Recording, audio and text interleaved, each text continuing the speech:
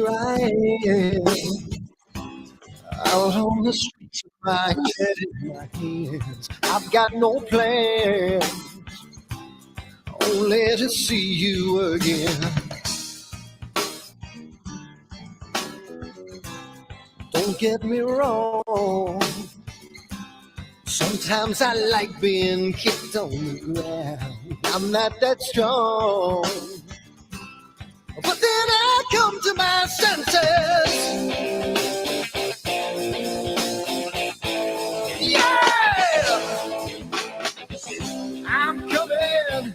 You can feel my power,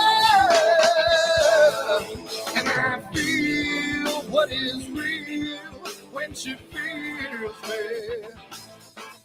And I feel what is real when she feels me. And I feel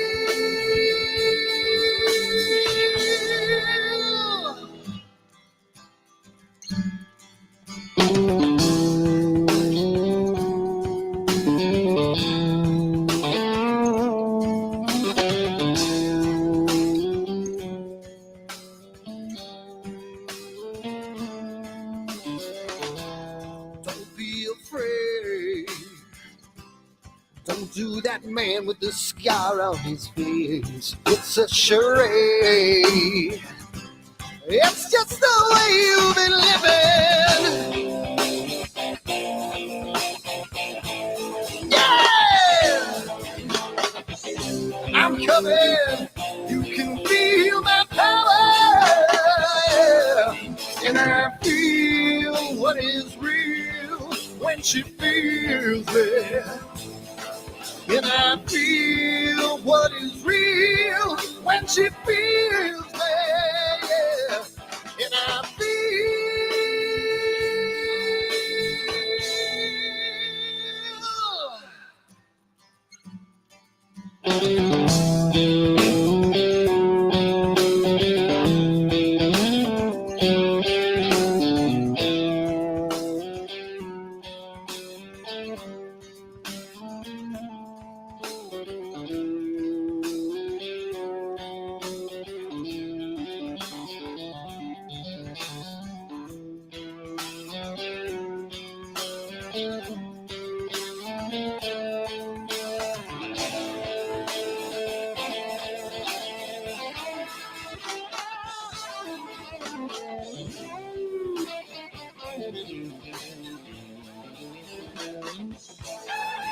And I feel what is real when she feels me. And I feel what is real when she feels me. Yeah.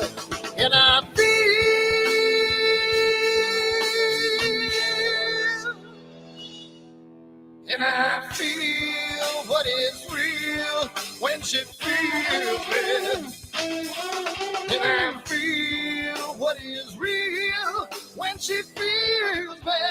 Yeah. And I feel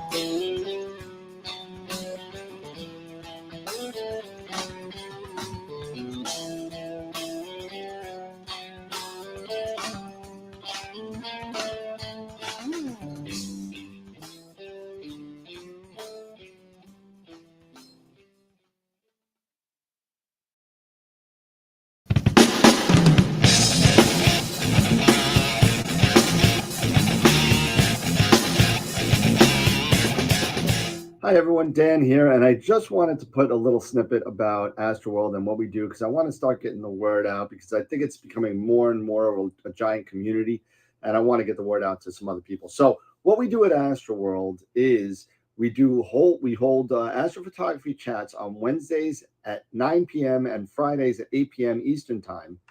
And we just talk astrophotography. Wednesday's more of a techie kind of advanced intermediate, and Fridays is more of a newbie kind of thing.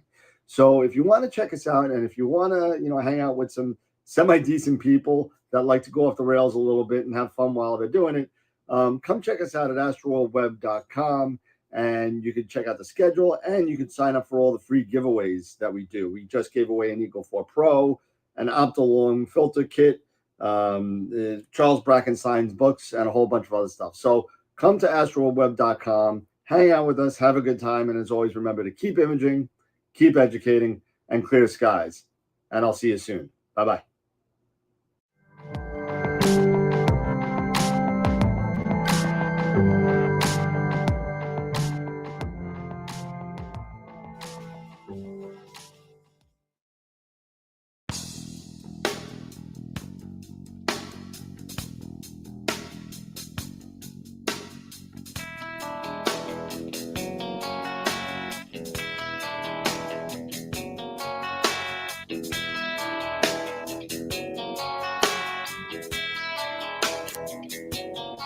All right.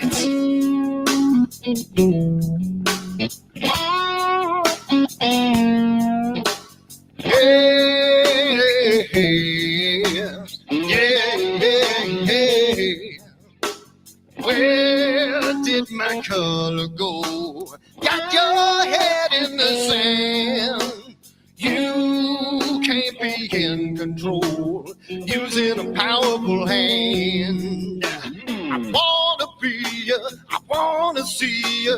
Don't taste the kisses of hate. Don't try to tell me, don't try to sell me, don't try to say it's too late. You're gonna push me to the edge, back me in a corner, making me stand in your shoes. Push me to the edge, hide a little color, it's black and white and blue. Black and white and blue, yeah. All right.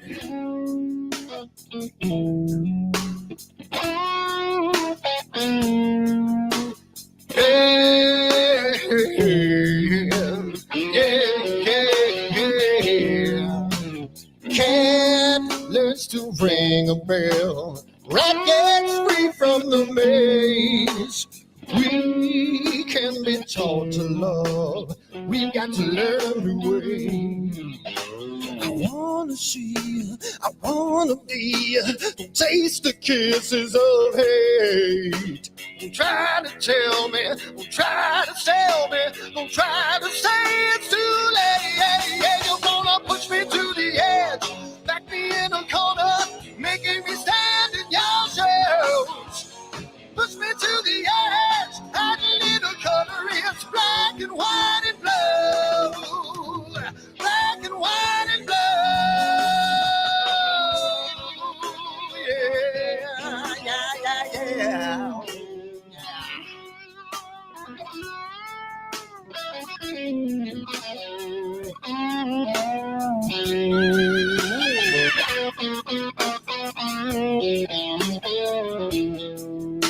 I wanna be, I wanna see, don't taste the kisses of hate.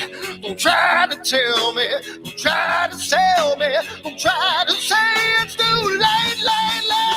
Push me to the edge, back me in a corner, making me stand in your shadows. Push me to the edge, hide a little color, it's black and white and blue. Yeah, black and white and blue. You're going black and white on the edge, back me in a corner, making me stand in your shadows. Push me to the edge, hide a little color, it's black and white.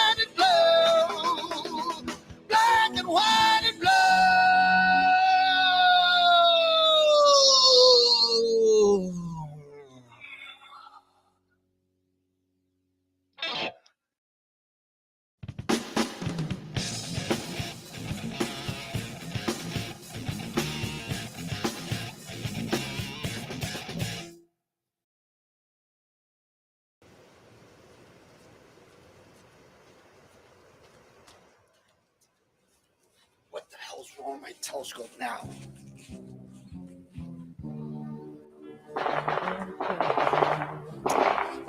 Damn, what's wrong with this thing?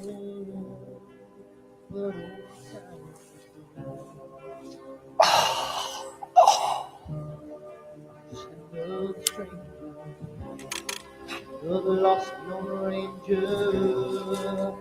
Can I break this spell?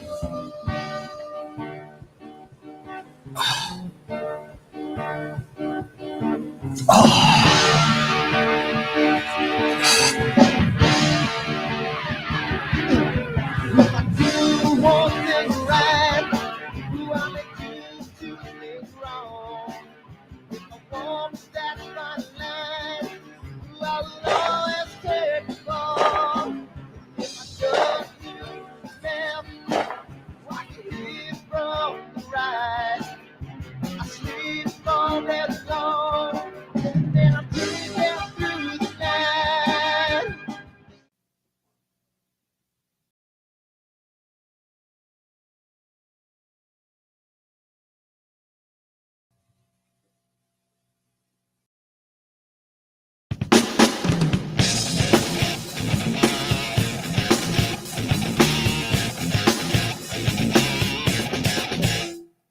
I've seen a lot of bankers, and I've seen a lot of cops. I've seen a lot of lawyers pull out all the stops. I've seen a lot of children with their parents in their hands. I felt a lot of women refuse to understand.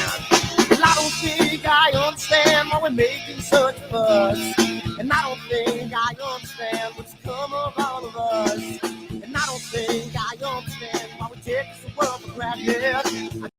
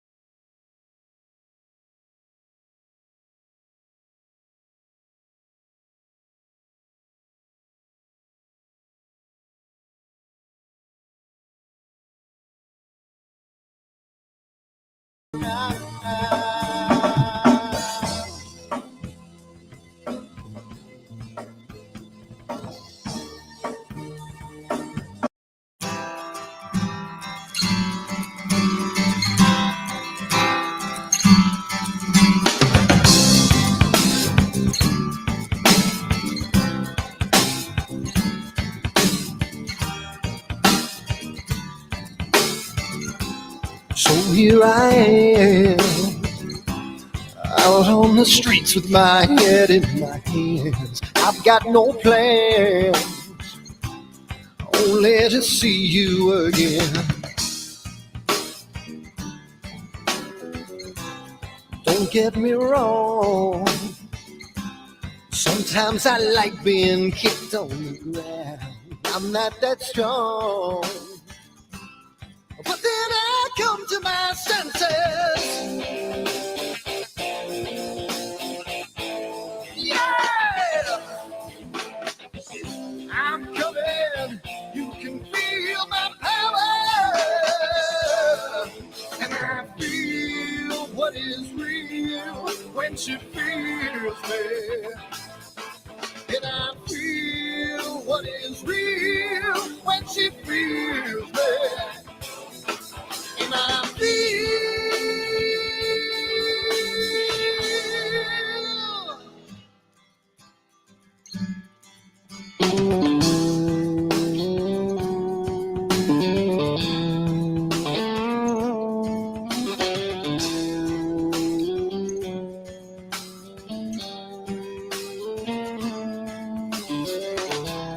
don't be afraid. Don't do that man with the scar on his face. It's a charade. It's just the way you've been living. Yeah, I'm coming. You can feel my power, and I feel what is real when she feels me. And I feel what is real when she feels me. Yeah. And I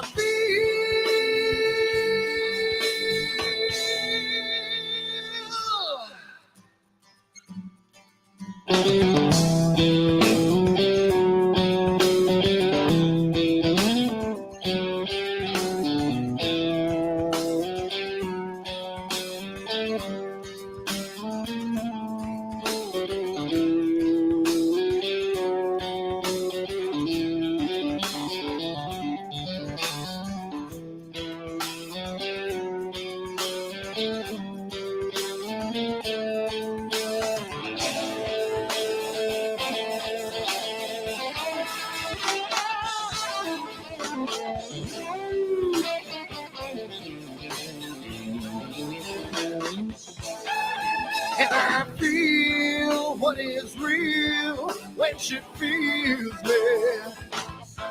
And I feel what is real when she feels me. Yeah. And I feel.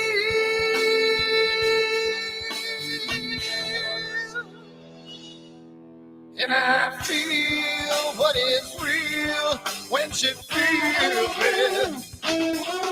And I feel what is real when she feels me. Yeah. And I feel.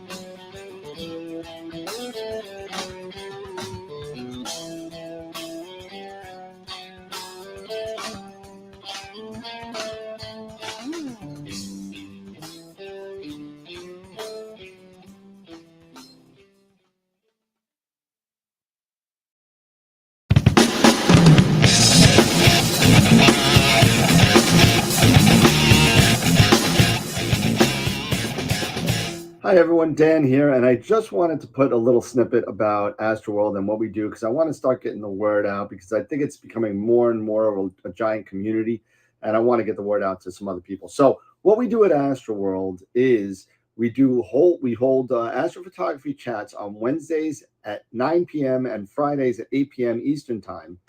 And we just talk astrophotography. Wednesday's more of a techie kind of advanced intermediate, and Fridays is more of a newbie kind of thing.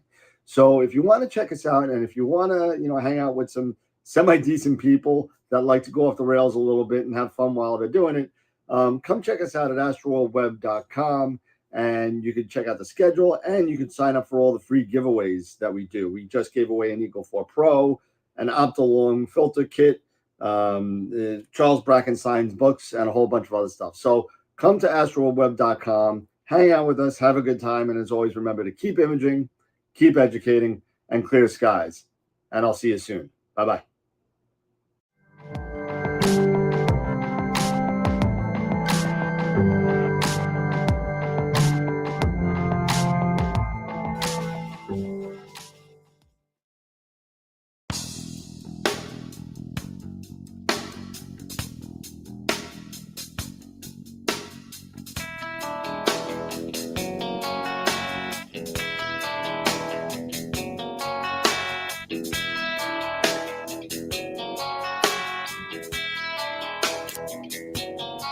All right.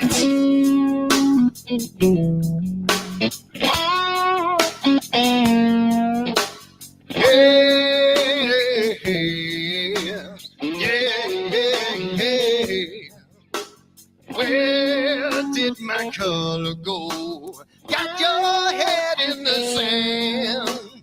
You can't be in control, using a powerful hand. I wanna be ya, I wanna see ya. Don't taste the kisses of hate. Don't try to tell me, don't try to sell me. Don't try to say it's too late. You're gonna push me to the edge, back me in a corner, making me stand in your shoes. Push me to the edge, hide a little color, it's black and white and blue. Black and white and blue, yeah. All right.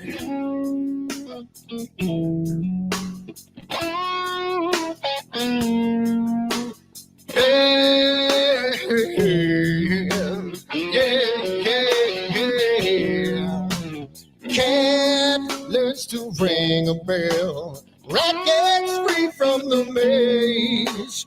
We can be taught to love. We've got to learn a new way. I wanna see you, I wanna be you. Don't taste the kisses of hate. Don't try to tell me, don't try to sell me. Don't try to say it's too late. You're gonna push me to the edge, back me in a corner, making me stand in your shadows. Push me to the edge, add a little color, it's black and white and blue. Black and white and blue, yeah.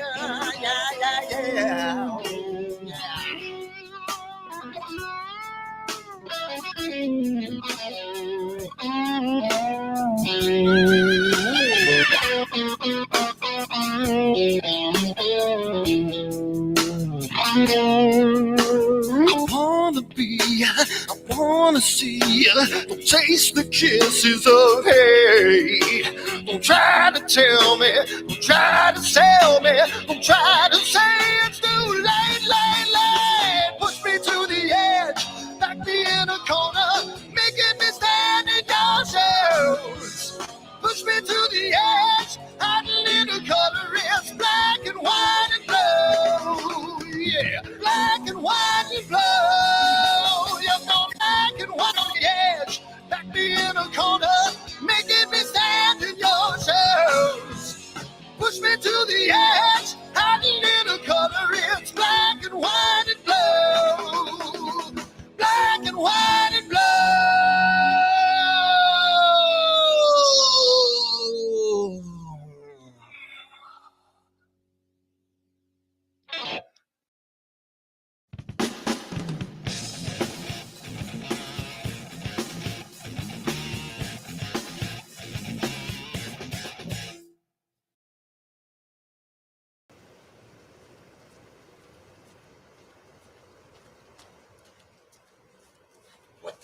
on my telescope now.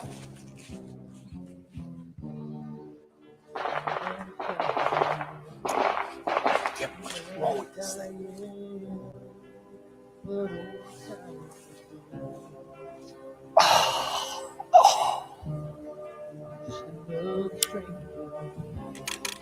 Another lost Lone Ranger. Can I break this spell?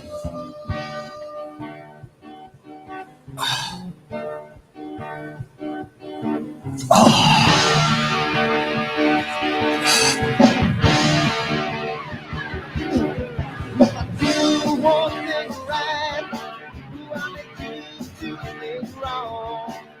If I want that fine line, I'll always take the ball. If I just left, watch it leave from the right. I sleep all day long, and I'm breathing through the night.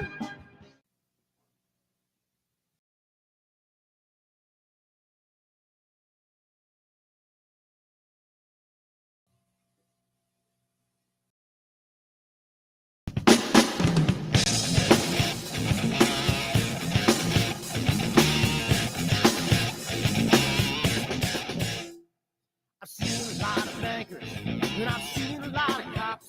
I've seen a lot of lawyers pull out all the stops. I've seen a lot of children with their parents in their hands. I've felt a lot of women who refuse to understand. Well, I don't think I understand why we're making such a fuss. And I don't think I understand what's come of all of us. And I don't think I understand why we take the world for granted. I just want to get right back to Guitar Players Planet.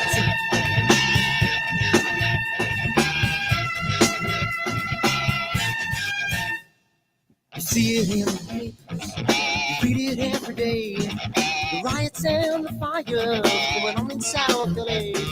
The muggers and the government, they're all wanting the same thing. They take you for your money and whatever else bring. Well, I don't think I understand why we're making such a fuss. And I don't think I understand what's come of all of us. And I don't think I understand why we take this world for granted. I just want to get right back to Guitar Players Planet.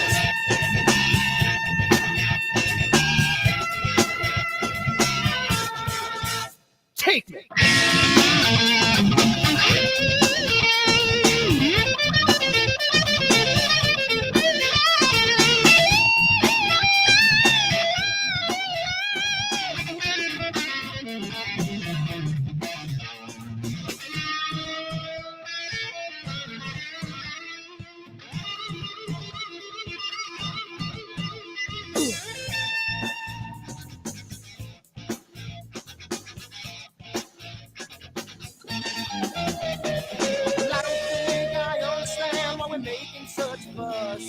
And I don't think I understand what's come of all of us. And I don't think I understand why we take this world for granted. I just want to get right back to Guitar Players Planet. Guitar Players Planet. Guitar Players Planet. Guitar Players Planet. Guitar Players Planet. Guitar Players Planet.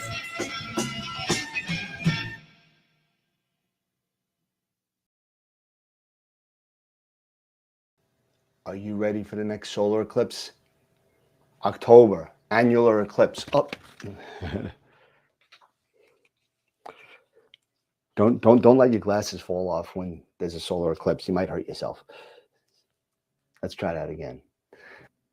Are you ready for the next solar eclipse? Are you ready for it? October 14th this year is an annular eclipse, followed by April, another total solar eclipse, and you can get your own branded AstroWorld telescope solar glasses made by American Paper Optics today on the website, astroworldtelescopes.com, or give me a call, 516-273-3771, and we can get you a set of 4 of these for $9.99.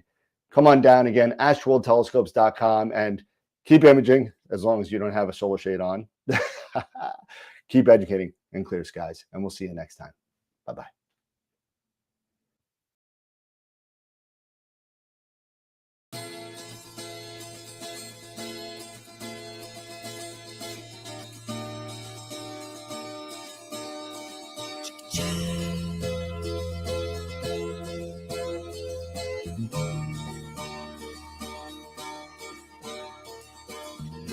Sunny skies, the smell of palm tree air. Looking back, I could never feel fair. The way the music has touched my soul, the way that the sound holds its control. But I've got a new way to choose. I'm gonna start running back to the lands of the new.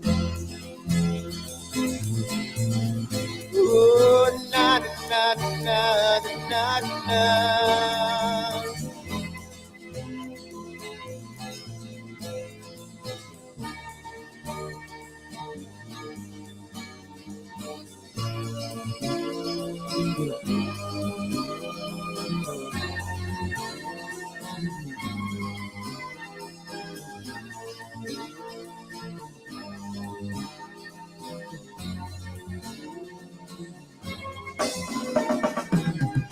Seems to me that I have lost my friend. Got the sunset on the highway.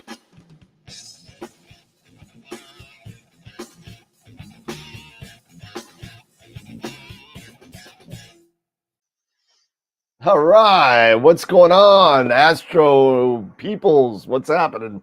We are here again on another guest-filled Wednesday night.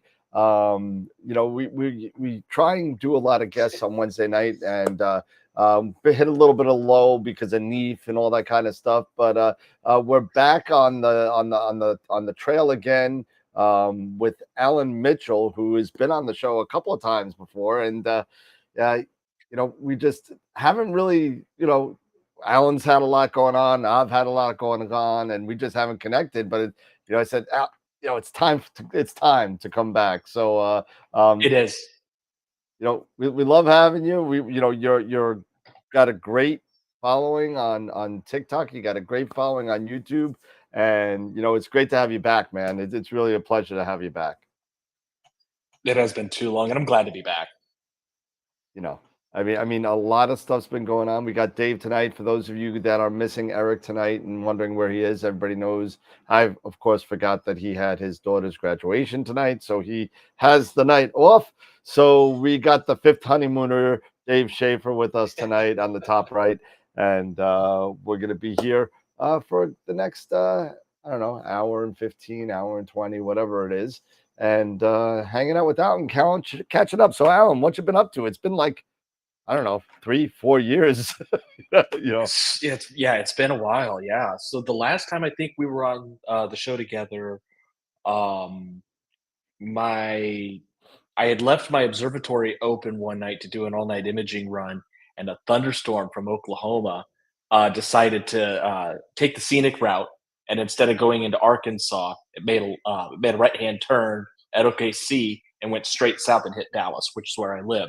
And it rained on my equipment while it was running, and it blew out the board. It blew out the motherboard on my Paramount MIT, and basically turned my telescope into a $7,500 paperweight. Yep. So, yeah. And so a few days after that happened, we had already, Dan and I, we already had this planned. And so I had just repaired the mount. Software Bisque overnighted me a motherboard. And if you might be able to see my dog. He's fighting for my attention, so his little face might pop up here. That's all right. I'll bring my Chihuahua up. It'll be all right. Mine's right behind me. There you go. Yeah. So they had overnighted me a board. I had just gotten the board installed and everything, and I believe that night I was doing the polar alignment run, because you have to take everything apart to replace that board, so you have to repolar align. And so I did the live stream from the observatory, I think, that night. and was doing the polar alignment or getting ready to do the polar alignment that night. And that was it. And since then, I sold the observatory, kept all the equipment, but I sold the building. And then now the now ex-wife and I sold the house, and I moved about 20 miles southeast from where we used to live to literally. I bought a house that was 20 miles closer to the center line of the eclipse that we just had. There you go. In fact, I gave my real estate agent a map and I said, we need to buy a house in this strip as close to this line as possible. And As close to this black line as you can. Yeah. And I said, it has to have a backyard that's south facing, no trees, no swimming pool, privacy fence, 1 story, big windows in the back. And she's like, that's a weird set of criteria. I said, this is an eclipse path. I want to be in the path of the eclipse, and I want to set my telescope in. So I told her the whole plan. She's like, yeah, we're gonna make this happen. And so here I am. And then for the eclipse, I ended up having to go to Missouri anyway because the weather was not that great here. Yeah, I mean, who would have guessed that? It's kind of like betting that, like, let's say, I don't know, the Mets are going to win the World Series this year. It's probably not going to happen. But who would have guessed that Maine would have been the best place to be to watch the eclipse in the United States? Who would have guessed that? That was like 1,000-to-1 shot. I mean, I was actually getting everything set to go to Eagle Pass, Texas, because that's in the desert. Where are you going to have the driest cloud-free skies if not for the desert? Yeah, Maine's always cloudy, and Mother Nature pulled an Uno reversal on us. Really, I mean, it was kind of crazy because thank God, I went to Franklin, Indiana, so it was a good 12-hour drive from Long Island, whatever it was. And I went there with I wasn't doing what I did the last time. Last time I was an idiot. And my first one in 2017, I said, all right, I'm gonna go with my 127 and a big scope and and I tested it because it fit the whole sun, so I'm fine with that and all this kind of stuff. Not thinking about I don't know, Corona, you might want some of that. And that kind of stuff. So I was able to get some Bailey's beads, and everyone's heard the story before. I was just a little bit out of focus. So I was, even though I was interviewed by 3 TV stations and I think 2 radio stations, because I had this big telescope in the middle of the entire eclipse, so everybody was coming. It was great. We went to Greenville, South Carolina, and it was a lot of fun. But this year I went with a Canon 6D Mark II and a 400mm lens with a pop-on solar filter, and that's it. That's all I did, and I just took some pictures, and that's it. But I don't know how much totality did you get in where you were actually? So I in the front yard of a old coworker of mine. She had 3 minutes and 58 seconds of totality. Okay. And so we, I was live streaming on YouTube and on TikTok, but TikTok kept kicking me off my own live stream and then ultimately ended up banning me for 24 hours. Why? Which was because apparently I was not interactive. Because I just put my cell phone on my telescope and was just live streaming from the telescope. Oh, bummer. And so there wasn't a person there. There wasn't any of that interaction. My dog was going to jump up here. He got down to squeak on a toy, and I guess he changed his mind. Anyway, yeah. So I had 3 minutes and 58 seconds of totality in her front yard. I had my hydrogen alpha telescope that I was streaming to YouTube. I still have to process the time lapse, but I took a picture. Well, I took a 100-frame video every 12 seconds. So I got 5. When they're stacked, I'll have 5 photos per minute for the entirety of the. In fact, I started about 10 minutes before the eclipse began, ended it probably 15 or so minutes after the eclipse ended. And so I've already played it back in its rough form, and it's not perfect. I think I got some work I got to do to it, but it is a smooth animation. It looks really good. That's awesome. Yeah, and when it came time to doing my totality photo with my DSLR, which I got right here printed off, Wow. yeah, thank you. This one, and this isn't even the final version. The final version actually looks better than this. This is just a test print to make sure that it actually showed up on the paper the way I wanted, Yep. and it did not. But the actually, I think I have a. It's a smaller one because these ones are expensive. Yeah, well, they give you like What? a free like 5x8 or something. No, I don't get anything free from these guys. Who do you use to I print? use a company called Full Color. They're Okay. based out of South Dallas, Texas. So I Okay. could just drive down there and get them. But they gave me some suggestions, so I redid the print, but I put it on this metallic paper, Oh, cool. and so it looks a lot better, and the Corona shows up so much nicer. Yeah. But these are like $5 for an 8x8, and wow. this was $4, but it's not the metallic paper. Right. Right. So yeah. So for that photo, I used my DSLR with my 60x600 Sigma lens, and I had it set to 270 millimeter, I think, something like that. And the f-stop was f5.6. Okay. And then the software I used, it set all of the exposures at ISO for me. Yeah. And it took all of it bracketed all of my photos. But leading up to totality, I had Beta solar film on top of it. Yep. And then I got swept up in the moment of totality, and I was watching it, and I was crying and everything like that. My girlfriend was with me, and she was crying. And it was just this awesome thing. And we were having this whole thing, and then I look over at my camera to see how it's doing, and the damn filter's still on it. And we've already missed the first 2 minutes of totality. So I quick flicked it off my telescope, or not the telescope, the lens, and got the second half of the exposures I needed. But I missed the first part of the Bailey's beads. Yep. I didn't get all of the Corona data I was supposed to get, and I missed all of the Earthshine exposures. So in this photo, I do have Earthshine visible. It may or may not show up. It kind of. I don't think the you camera's can barely see it though. I can't really make. Yeah. It out. Yeah. So I took the supermoon from September of last year and just superimposed it. Nice. So, excuse me, my dog wants outside. That's all right. So yeah, that's what I was able to do with only half the 4 minutes of totality. That's looks good to me, man. I mean, I was able to get, I think it was 4 minutes, 1.7 seconds in Franklin.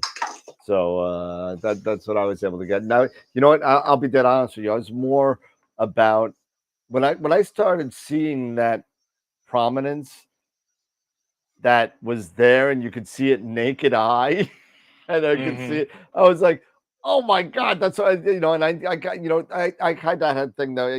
When I backyard EOS, I think running the software and doing everything. And that seemed to work fine. And then I stopped that because it was kind of weird because it would set everything to bulb button at the last second. So I'm like, oh my God, everything's overexposed. What's going on? So I started taking my own photos and doing it as I could. I got some decent photos. It's not going to be perfect. I'm guessing I'm going to have to go to Egypt or Australia for Iceland. I think is one of the next ones. Greenland, Iceland. Iceland's the next one. Yeah. So I was originally going to plan a trip to Spain for the next one. Yeah. Yep. But as I got to looking at it, if you're in the north of Spain, where you're going to have about a minute or so of totality, that's always cloudy up there. Yep. But there's a little island off the southeast coast in the Mediterranean that it's basically a desert island. And they're you can pretty much bet it'll be a clear day. Well, I looked at when the eclipse was going to happen on that island from the western shore, and the sun's 5 degrees above the horizon. I'm like, nope. Yeah. No, I'm not going to do that. Not going to work out. No. Now, there will be some gorgeous photos that come out of that area with a setting sun during an eclipse over the water, right? Yeah. Those are going to be gorgeous. I don't want to be the guy that takes those photos. I'd rather be someplace where the sun's a little higher going through the eclipse. I want another crack at the corona with Earthshine. I like what I did, but I want Sebastian Boltner quality photos. Nice. And you're not going to get that with it 3 to 5 degrees above the horizon. No, so. not even close. Yeah, it's going to be all fuzzed out. But you're right. It's going to be a nice time. No matter where you are, it's going to be beautiful. So, I mean, it's going to be great. So, what is that? Was that 2 years? Is it 26? I think it's 2.5 years. It's 30. Well, it's a little less than 30 months. I think it's like October, October, November, something like that. August. Oh, is it August? Okay, I thought it was. Oh, you know what? Little story about that. This is how dumb I could be. This is the brain fart. This is the brain fart part of the program. So I always mix up August and October for whatever reason. Okay, so. You know, I say, oh my God, you know, I got to call my dad. It's his birthday. It's October 17th. It's like, I got to call him. And, you know, I call him. I said, oh, Dad, I'm sorry. I almost missed your birthday. Happy birthday. He's like, you stupid little, it's August 17th. What are you doing? You call me like 2.5 months early. You know, like, what are you doing? So I ever since then, I've been, don't ask me why. They don't sound the same. It's just this like mental block that I have, that I mix up those 2 months for whatever reason. But anyway, but yeah. So what else have you been up to? I mean, you know, I know that you know, you had a moving, you had, you know, stuff going. I mean, a lot of new products since the last time that you've been on the show have kind of exploded as well since we've been here. I mean, what do you think about all this stuff? We got harmonic mounts, we got smart telescopes, we got now eyepieces that'll stack on the fly for you. I know. It's what do you think about all this stuff going on, all the revolutions happening? I think we're a dying breed, you know. So you've got these telescopes like so you remember, you know, if anybody in the audience is a longtime follower of mine on YouTube, which I apologize to any of you, I have not been posting videos in a while. It's been a rough couple of years, and I'm in the middle of a house remodel. This house did not look like this when I bought it, and it's hard to make content when you're fixing up a home by yourself. Anyway, longtime viewers, and Daniel, you know this because you and I actually talked about this in the day with when the EV scope was still a Kickstarter project, and I basically said I think it's all hype because they're promising blah blah blah blah blah, and they're going to charge like $4,000 for it, and you can build one with pre-pandemic equipment and pre-pandemic prices for around $550. Now, the equivalent thing would probably cost you closer to $1,200 today, but it's still cheaper than the EV scope is, and it would do the same thing. The only thing is you have to build it yourself, and you have to set it up and do the polar alignment itself, where the EV scope does all that stuff for you. And now we've got things that like the C Star, which is what, $500 or $600, and 500. And then there's the Veronis, which I think is another like $2,000 system. Yeah. So there's two. There's three of them now. There's the from Stellina, from Veronis. There's the Stellina, the Vesper, and the Hestia now. The Hestia is kind of like this thing you stick your phone on it and it uses the camera of your phone kind of thing. It's kind of weird, but yeah. And Galactic Hunter's got one of them. I can't remember which one they've got. I think they took that to do the eclipse, and I think they also have a C Star that they're demoing or we're using that I saw. So, but a lot of my TikTok friends, and you know, I don't mean like friends like, oh, we talk online, like we're real friends. Like 3 or 4 of them now have the C Star, and they love it. Yeah. And I've seen some of the photos of like the moon that they're able to produce, and then you can just point it at the sun, and it works on the sun. I know. It's a piece of equipment that you could do the moon or you could do the sun. I had to spend $10,000 for this. Hold on. I spent $10,000 to photograph the sun with this. Okay, and they've got a $500. The Lunt. They've got a $500 C Star, and they're taking pictures of the sun too. Yep. It's mind blowing. Yeah, but you know, in all fairness, you know, I mean, the C Star will take decent pictures of sun, but then you're not going to get what you get out of that Lunt that you just showed. But, you know, yeah, it's $10,000 and 500. Don't get me wrong, you know, but it's like you gotta. full blown H alpha scope and everything, and you know, I don't know what size that was. What was that? An 80 maybe? That's the 100 millimeter, 100? and then it's in a single 100. stack configuration. But I do have the double stack to go Okay. with it, Yeah. and the upgraded focuser. So like Nice. this is it's loaded. It's fully loaded for being 100 millimeter, and I picked that size because I could pair it with a ZWO 174 Okay. or 432 mono, and it would give me almost a perfect full frame of the sun. So the Nice. sun would not be too small and you'd have all of this open space around it, or the sun would be too magnified and you'd have to take a mosaic of the sun. It's almost perfectly framed with those two cameras on that telescope. So That's awesome. That 432 is nice, man, with those nice big pixels and everything. It's really, really, really nice. what makes it great for the sun is the full well depth going to 100K. Yep. Versus I think it's only 17K on the 174. Yep. Sounds right. So yeah, absolutely. I mean, you know, and since the last time we spoke, AstroWorld actually opened up their retail shop, by the way. So I saw that. That's it. Some of the stuff behind me, but I mean, you know, we opened up that as well, and it's been we're getting some great response. I almost emailed you and said, "Hey, you want to throw me a player one for the Eclipse as a demo?" But you know, but I went ahead. It's just stuck with the ZWO stuff. Yeah. No, the player one stuff has been really you know, they're making splashes. So I mean, it's gonna be very, very cool. I can't wait for the next thing to come out. I'm not sure where they're going yet, but hopefully you know, they came out with the 585 before anybody else had it, really. The 432 with the 9 micron. The one thing that bugs me a little bit about Player One is that they're I guess they're advertising these like Apollo cameras, the 432s and everything as solar cameras, whereas they're very suitable for planetary as well. And you know, they really just say they're totally blowing the market out with the solar. I don't know if that was Eclipse based, you know, that kind It's of thing. possible, yeah. They were feeding everybody for the Eclipse. But if you look at the newer boxes, the newer boxes say now planetary and solar. Well, okay, so that might have been a marketing decision because they knew people would be buying the camera for the Eclipse, and they That's what I wanted to mean. probably let them know that this is. But that camera, the 432, the reason why it's such a good solar camera, aside from having that full well capacity and the big pixels, is it's also got a high frame rate. Huge, yeah, absolutely. So yeah, so that's important when you're trying to do lucky imaging, and so you get the great dynamic range for the sun. The big pixels allow it to just soak up a ton of energy, even at high frame rates, and you won't blow out the details on the sun.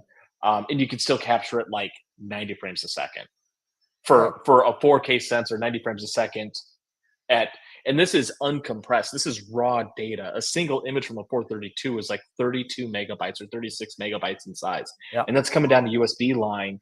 You know, it's a lot of data. When I was taking time lapses of the sun, a 2-hour time lapse of the sun, where I'm only doing 100 frame SCR, it's up almost a terabyte of data. Yep, like it's an unimaginable amount of data. So I filled up hard drives just in 2 days. That's crazy. That's crazy. I mean, Yeah, you know, that's why it's a good solar. Yeah, I'm still thinking about which. You know, I got to think about. I may have a deal on an 8-inch edge that I'm thinking about getting, and a really good deal on it, and thinking about what kind of image train to kind of put on that, and doing maybe because I don't have a play. I got my QHY, I got my 268 and my 3 nanometer filters and all that kind of stuff. But there's really, even though I missed Galaxy season already, you know, for the most part, by the time I put it all together, Galaxy season will be pretty much kaput. But I'm thinking, you know, maybe just sit there and get like just like everybody else, the 578s or, you know, the 571s, sorry. and just do something like that, like either the 2600 slash 268 slash 26. 26, or even the Agma cameras, which are coming out pretty strong now, which are another company that's coming out that's based in it's China made but based in North Carolina, I think. So, and then do you also sell any of the it's that Italian company. I just drew a blank on it. That's the one. Do you have any of their stuff too? Oh yeah, he's got plenty of Prima Luce. Okay. Oh, is that? I see an eagle back there now. Okay. Yeah. He sold me my eagle. Yeah. So yeah, I Nice. am really good friends with the guys over at Prima Luce, and I sell a bunch of their stuff that like Cool. Yeah, so I definitely do all that. I got that eagle is an amazing piece of equipment. Yep. I got like 30 different dealerships now. It's pretty cool. So it's pretty wild. Sweet. So, yeah, I'm proud of you, man. Everything from astronomic to ZWO. I mean, that's really kind of what I got right now. There's some outliers. I still need I need like an ASCAR or something like that type of thing. So I need that. But I mean, it's a lot of fun. It's what I love to do, and I just love helping people. I just spent 3 hours on a guy's Eagle that crapped out, and it was a software issue, and I just literally walked him through it and troubleshot with him for like 3 hours, and we're like, "Hey, he's up and running. Go have fun." So yeah, it's come a long way since I've come up with that system on a scope concept all those years ago, hasn't it? Yeah, man, really. I'm telling you. Been a while, let's see. I know I keep on watching your video when you're collimated the what is it, the 6RC I think you had, or the 8RC? 8. The 8RC, right? Yeah. So I'm sitting there like I think I actually texted you when I was doing mine. I said, "Does this look right?" Oh, And, that's I've seen that video many times trying to collimate my 8RC. Yep. I mean, that's a really well done video. And forget about, I mean, I still have the whole rig runner setup that that I still have it all with the L brackets, the whole thing. I like totally copied everything that you did, and that worked well for like I don't even know how many years. I mean, that worked great. I just took mine apart.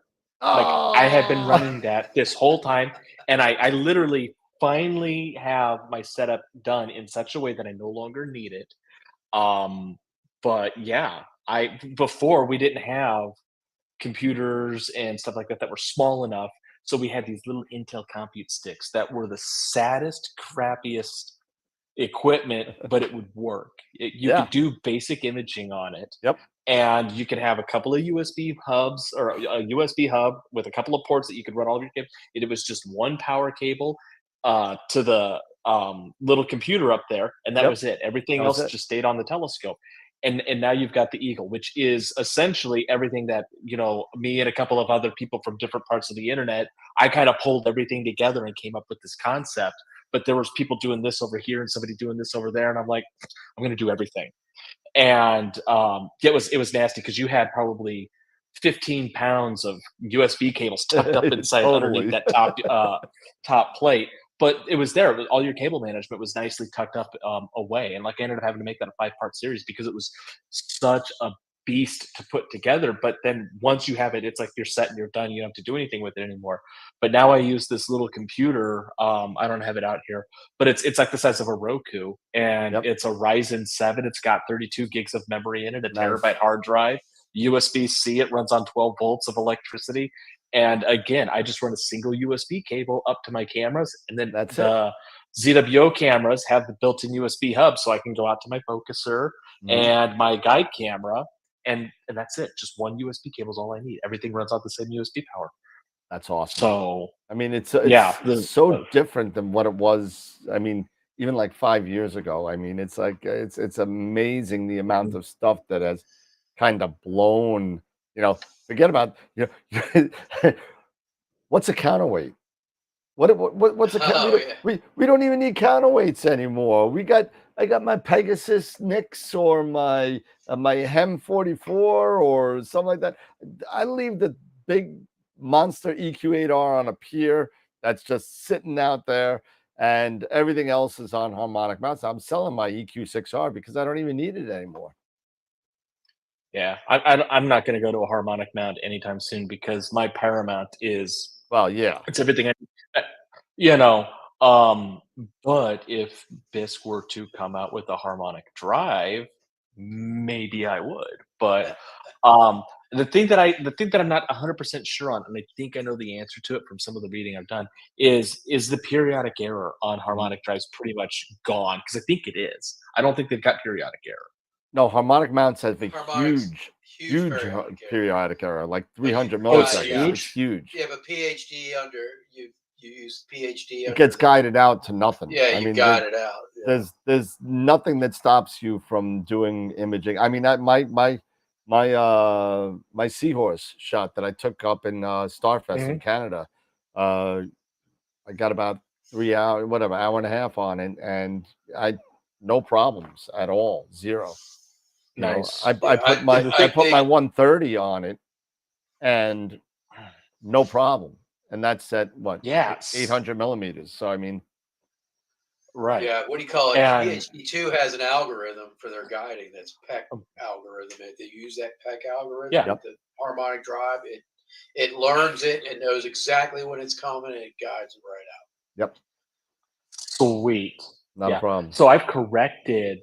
I bought the Pen Pro license, Yep. and I used Pen Pro to do the Of the PEC graph. on my Paramount. Yeah, and so I corrected my periodic error down to like 0.8 arc seconds peak to peak. So it's Wow. it's non-existent. My periodic error is sub-pixel, and I can also do a really good polar alignment.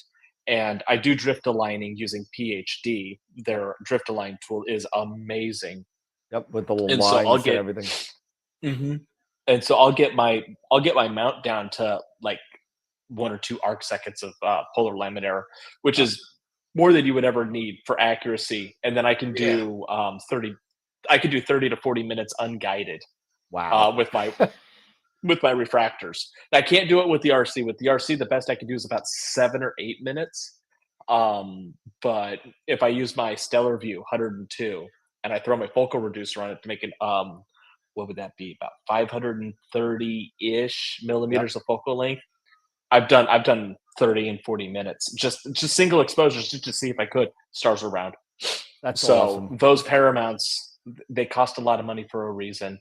So if these harmonic drives are just as good but cost half as much, I think that they'll end up becoming the future. Yep, absolutely. I mean, I mean, I'm happy with. I mean, I have my Pegasus Nix 101. That's good, 44 pounds without a counterweight, and that is now I take well, not with the 130. I don't do this, but with smaller scopes, I literally pack up the legs and put it all on my shoulder and walk in the house, and that's it, because I leave the scope on the top and I just pop it down and whatever. I would say it's so light I could do that. But you obviously don't do that with like a 9 1/4 on there or anything like that. You might break something. But again, the story of my life. Do what I say, not what I do, type stuff. But but I don't want to. Dan told me I could do it, and I just broke my red cat. No, I don't want to hear anything like that. But it is that easy. Literally, I unplugged the power cable. I unplugged that, and I take the eagle off, and I just carry it on my shoulder, and that's it. And that's good. It was such a wonderful So then, thing. what's the weight of that mount with your tripod? Well, the tripod weighs Like, we just wanted to grab it and go. I could actually, I can't because I just put it away. I could, and I'm a weak. I have no upper body strength at all. Okay, I could take the mount with the head on it and the tripod, and lift it with one hand and put it on my shoulder. See, that's nice, because I'll throw my back out picking the Paramount up. No, this is that light. This is that light. I mean, this is crazy. The AM3 and the AM5 are even lighter. Yeah. On the Paramount website, they used to show a hand like this holding a Paramount Yeah, YT. right. I'd like to call BS. Oh, I'd like to total. call unless that was like Steven or Sylvester Stallone or Arnold Yes. Schwarzenegger doing Freaking it. Lou, Yeah. it was Lou No. Ferrigno. I can hold that. No Yeah, Lou problem. Ferrigno. Yeah, it was, you No. know, or maybe it was Tom Brady's Deflategate. You know, they made it like, you know, Yeah, there's nothing inside. There's nothing inside it. It's all paper mache. You know. Yeah. No. And then my tripod is a Burlaback Planet, and that's solid ash wood and a Yep. lot of steel. And then I've got an adapter made by ADM. I've got the first one that he ever made for this, and I was actually his prototype guy. So we had like 2 or 3 revisions. But anyway, you throw all that extra steel from ADM on here, and they're aluminum plus the tripod alone is like 25 pounds. Yeah. And then it's a 30-pound mount. If I do the tripod and the mount together, I have to make sure the counterweight shaft is off. Yep. It's still like 55 pounds. And if you pick it up wrong, at our age, it's like, ooh, I'm gonna feel that tomorrow. That's like the EQ6R, man. Same thing. That thing is a my beast. EQ6R with the mount and the tripod. Oh, there's together, no way it's I'm probably lifting that up 75 without pounds. pulling a 4 or 5 muscles. It's, I mean, it's a good thing they put a handle on it. Let's just put it that way. Yeah. Somebody knew what they were doing when they did that. Yeah, they knew. But then you got Celestron that has it that you got to take it off to do anything. You got to take the handle off to use a. What was it? Did they put the pole master adapter underneath the handle, so you had to take the handle off to use the pole master? It was horrible. That's almost as good as the Celestron engineering, where they took the hand controller wire for the first generation of the 8SEs and put it all the way up and in, so you had to kind of get it in. God forbid that wire came out or got broke. Forget it. You were screwed because you were never getting it back in again. They finally put it down at the bottom, but sometimes they just don't ask the people that use these things what to do. No, there's definitely a disconnect between the people who are designing it, and everything looks good on paper, and they make a mock-up or something like that, but it's static, right? And so they don't have any real world, like, you got to put a telescope on it, but you also got to balance it, you got to do all this stuff, and we want to use a pole master, and we got this accessory, we got that accessory, and what about all the cables? Like, they don't have our input. Like, we would look at something like that, we would just immediately know that's not going to work. That's not exactly. a good idea. That's I work in the automotive industry, and I wish they'd contact us repair techs when they go to design cars, because I'd be like, you and engineers hate each other. Oh my God. If there's a special woodshed in heaven, then I'm going to meet a lot of engineers. You wouldn't happen to work for Chrysler, which Nope. Some of the most awful engineers. I work on everything, but Chrysler, the Germans, Europeans are the worst. I think I had a buddy of mine like, why would they do this? And my buddy would always go, that's what happens when you drink warm beer. There you go. There you go. I will say that my favorite car that I ever owned was a Porsche. And that thing never broke down. It was my favorite car. I was so sad when I had to sell it. But pandemic hit, wife got laid off, and there was my 100,000-mile Porsche or her 22,000-mile Jaguar, and we both had about the same car payment. Just get rid of the Porsche, and because that was the one that had the higher mileage. We aren't driving anywhere. We'll just keep the Jaguar because it's low miles and it's still under warranty, and whatever. And then we got divorced, and so now I'm driving a Cadillac. But I mean, it's an all right Cadillac. Sure.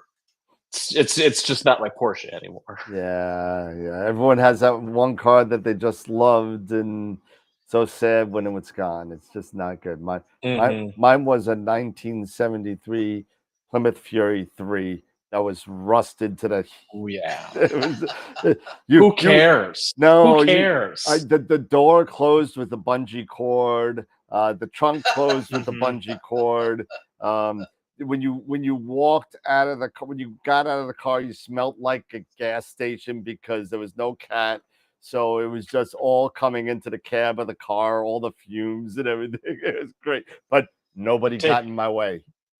Nobody if you got took a in my right way. turn a little too hard. Oh man, the thing was huge. It was 4,000 pounds. Mhm. It was the size of a small school bus, and it was a 2-door. What motor? Yeah. Oh, I don't remember, man. That Did was it have like a V8? Was it a V8? it was a V8. It was a V8. Okay. That I remember. But you know, Probably but like a big old 383. Plymouth big Fury. block. It was a Plymouth Fury 3, 1973. It had, I think it only had about 30,000 miles on it when I got it in 1990. And God. it was by this old, but she let it sit in this driveway. So the outside looked like hell. The inside was perfect. And it was just like, she really beat the hell out of it. But it was a fun car to drive. But yeah, probably not as fun as a Porsche. No, that Porsche was a lot of fun. I used to take that up to Missouri. So I would drive into Arkansas on 30, hit Little Rock, and then I'd go north on Little Rock. And as you go north on Little Rock, you start hitting, I think, the Ozark Mountains or whatever it is there in northern Arkansas and South Missouri. And so there's just a bunch of these little windy, hilly roads. And that's what Porsches were designed to drive on, like the Swiss Alps and the French Alps and the Italian mountains, and all of those windy European roads. They're balanced and tuned for that type of driving. Oh, it was so fun. It was just, you could just, as you're just sitting there driving around and taking these turns and stuff like that, you could just tell that the car was getting into its element. It's like I hated driving that car in Dallas because it was just so boring. It's just a straight shot, and you take it through the winding hills of northwest Arkansas, and that car just becomes a completely different beast to drive. Oh, you want to make it a really completely different beast? Bring it to the South Bronx. I don't know the suspension. Oh, it'll be gone. You're gonna leave that on the Van Wyck Expressway, man. All your underbelly covers. Oh, it's gonna be a big mess. Oh, that's good. That is like those are the worst streets to drive.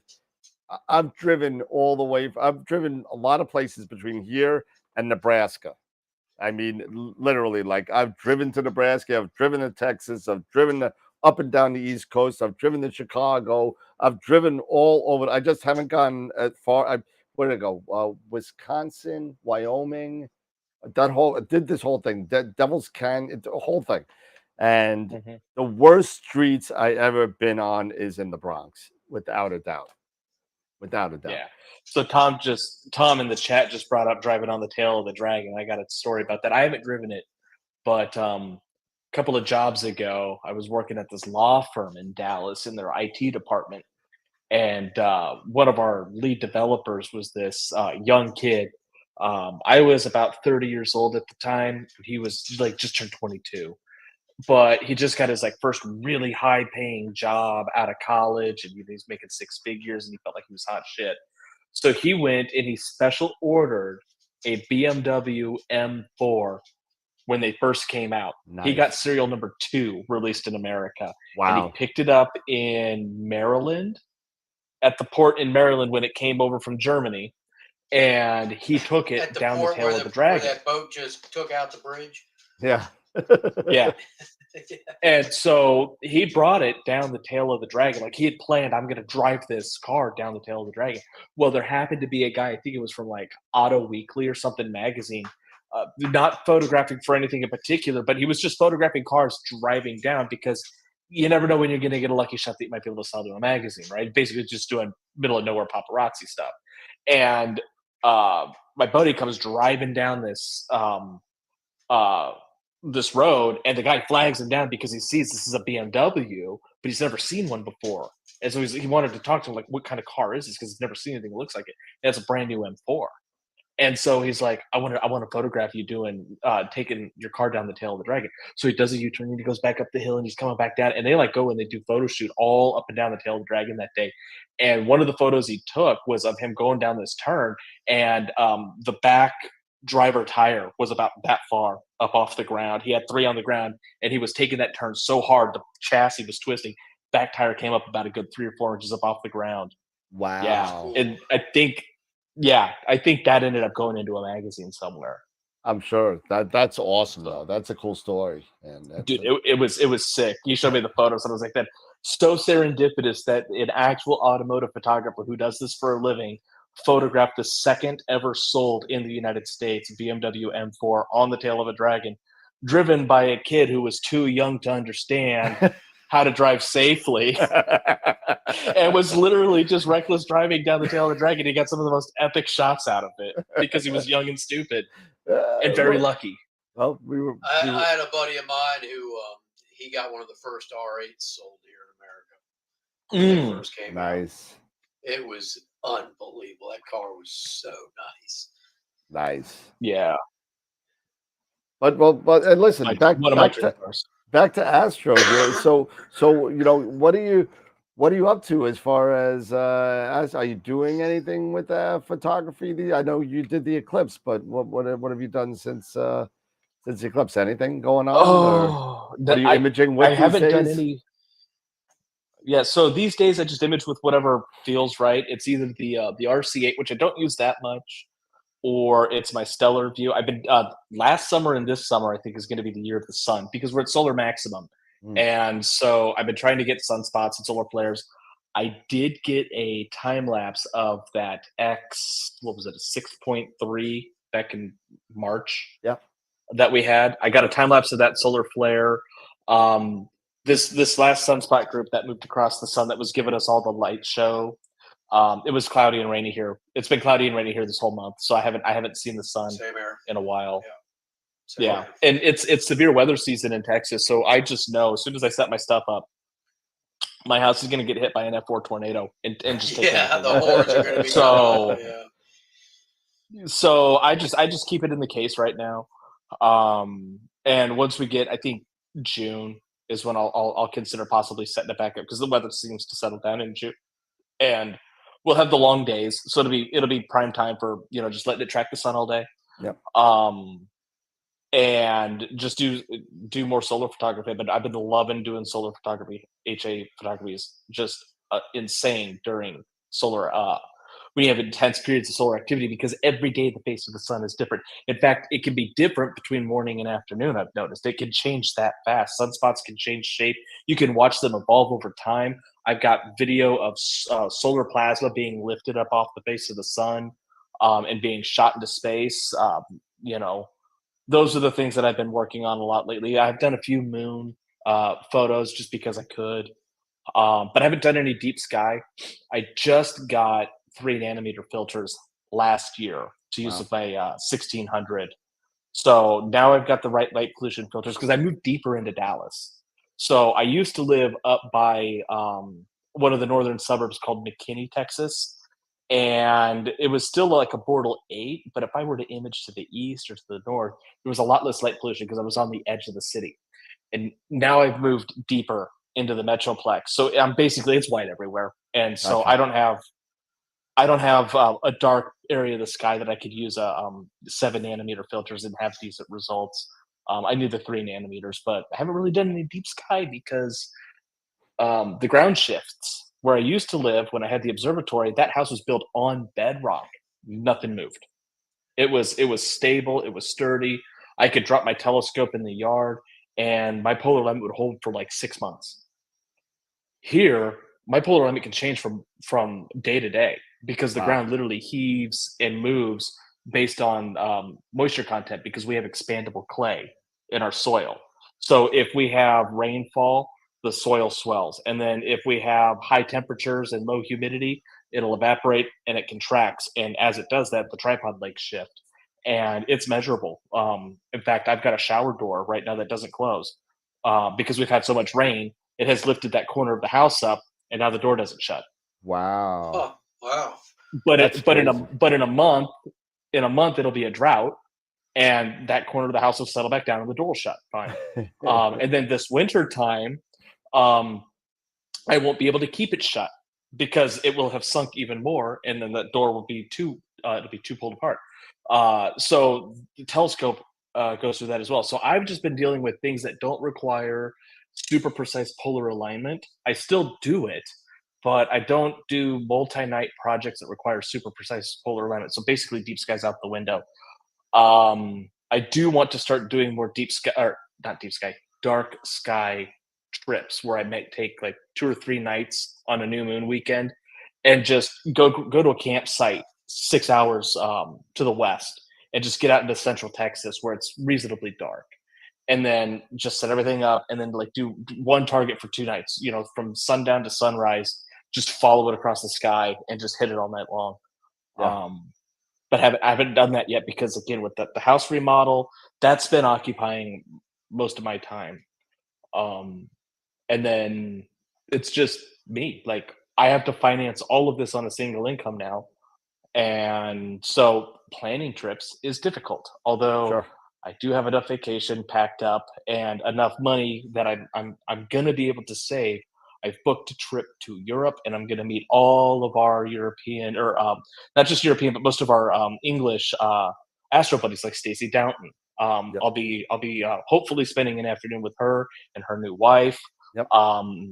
Some people here might be on Facebook and they might know people like Andy Waddington. Yep. Sure. He's in a couple of different groups. Yeah. I'm gonna go meet up with him. I've actually met him already at a star party. I helped fly him to America back in 2019 for a star party. We hung out, and then he came here for the eclipse, but we didn't get a chance to actually hang out because we went to 2 different places. But I'm gonna go hang out with him, and then I met a bunch of friends off TikTok that are scattered all over Cool. the UK, and so I'm gonna go do a tour of the UK and just hang out with them, and basically just couch surf, just sleep on somebody's couch, a different person's couch every night. There you go. There you go. You gotta go. You gotta go knock on. Go a little north into Scotland. You can hang out with Katie Hughes and Helena. You know. So. Oh yeah, I haven't talked to Helena in it's probably since way before the pandemic.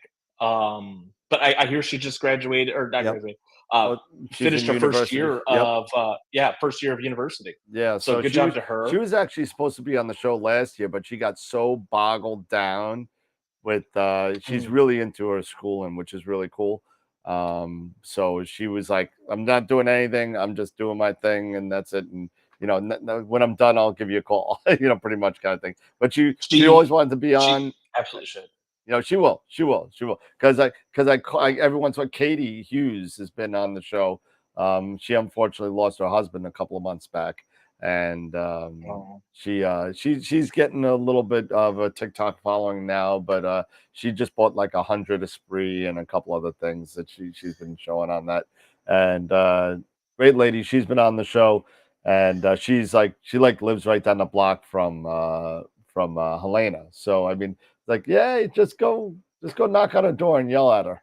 You know, there are a lot of people over in UK that are pretty cool. You got Glenn, you got Astro Biscuit. Who's that guy? That guy's funny as hell. Yeah, Astro Biscuit. Yeah, he is hilarious. Well, you got and Luke. Then you got Luke. You got Luke Amatico, and then Nick Smith and Ian Knight from Altair Astro. Sure.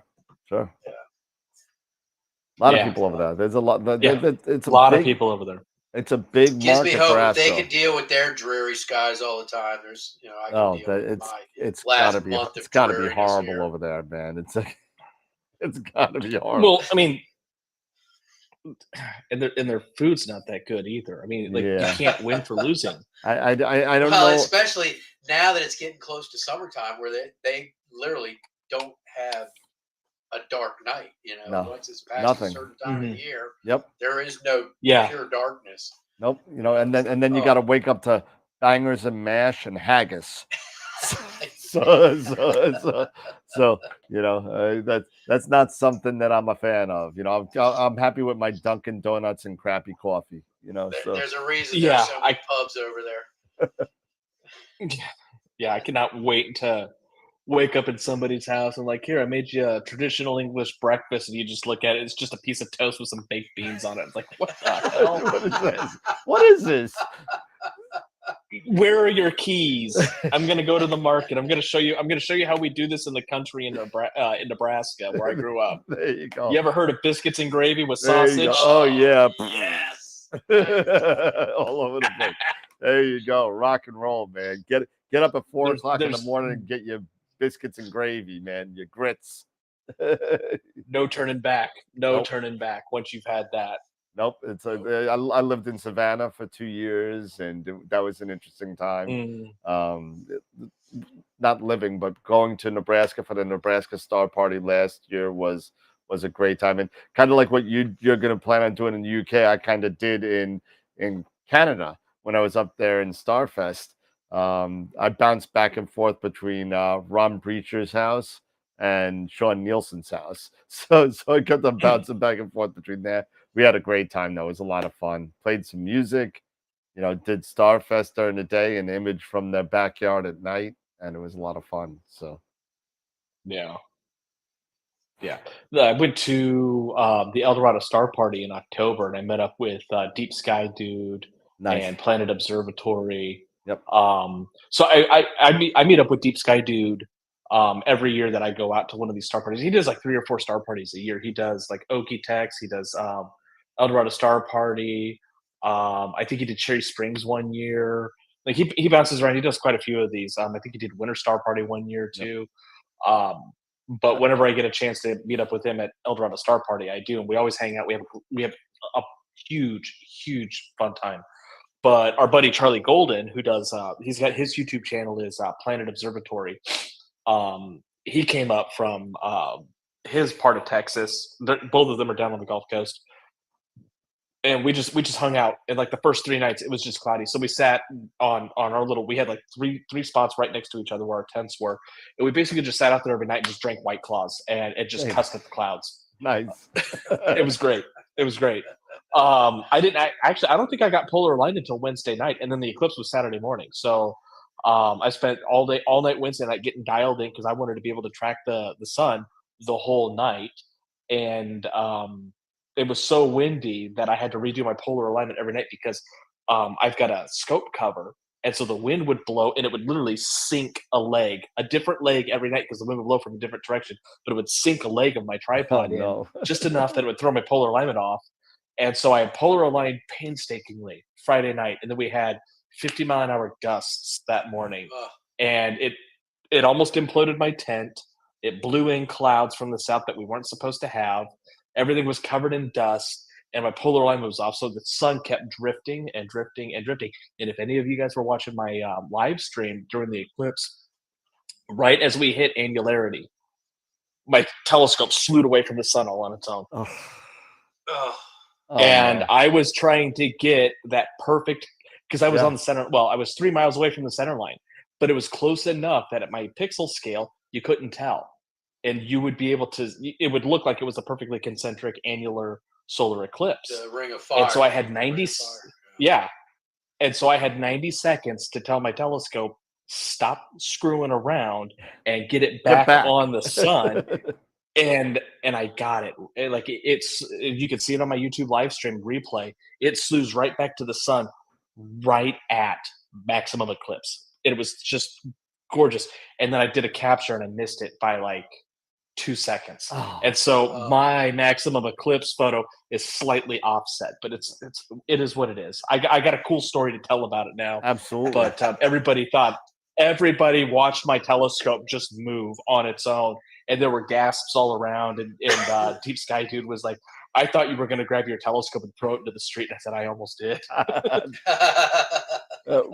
We've all had those nights where the astronomy gods just hate us, and it's so bad sometimes. There are things that I was talking to somebody the other day. I was like, there are some days where, you'll go 3 days in a row where everything works perfectly, and then the next day you do nothing different, and everything craps to bed. Nothing works. Something doesn't happen. Things aren't doing. Guidings through the stars are messed up. Something's going on, and then the next day everything's fine again. It's the weirdest thing sometimes. Yep, that's why I don't use the Prima Luce Eagle. Okay. Oh shoot! no. Hey, listen. Everybody knows. Ever since I started using the Eagle, I have had no issues with anything not connecting or anything like that. So they are solid computers. I just had to give you a hard time. No, of course. Everybody does. Everybody says, "What are you spending $1,600 on a computer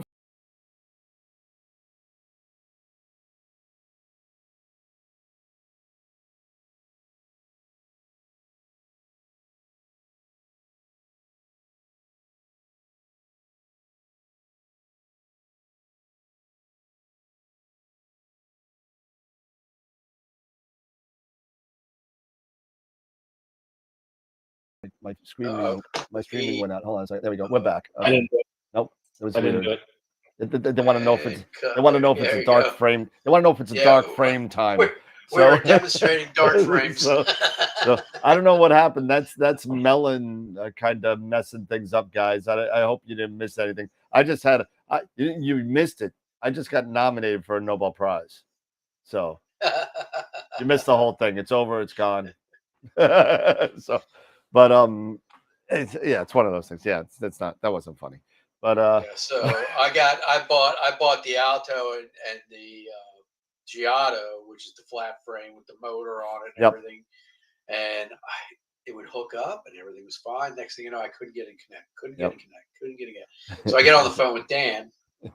How long were we on the phone? At least an hour and a half. At least an hour, yeah, maybe 2. Yeah. Trying to figure out what the hell's going on. Because you don't think it's a brand new cable, right? Cable, it's right out of the box. He's like, you know what?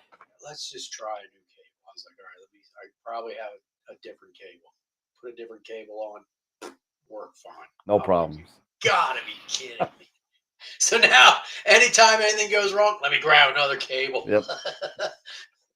Yeah. So you're a technician for cars, and I'm used to be a technician for computers, and Dan is quickly becoming one. And it's always step number 1 is reboot. Yep.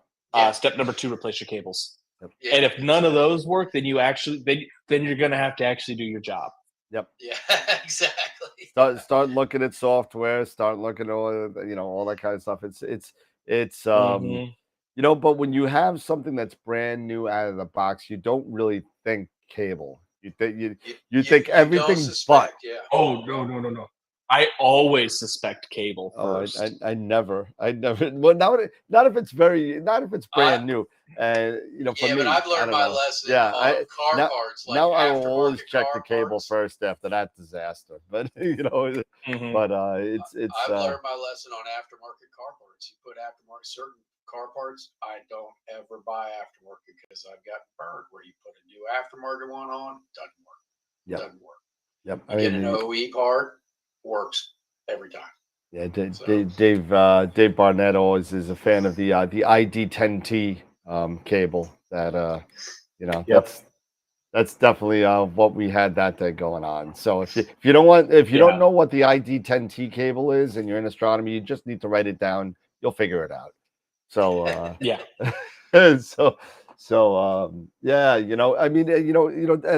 the ASI Air, the Eagle, the Melee, all these types of things that are out now that kind of, really do make things a lot easier.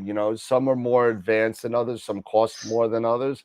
But in the bottom line, when you're thinking the regular progression of things now these days is kind of like ASI Air. So I'm but now you get stuck with ZWO. So, all right, I don't want to do ZWO. So I get a Melee, and then I get this type of, and then maybe I get a laptop.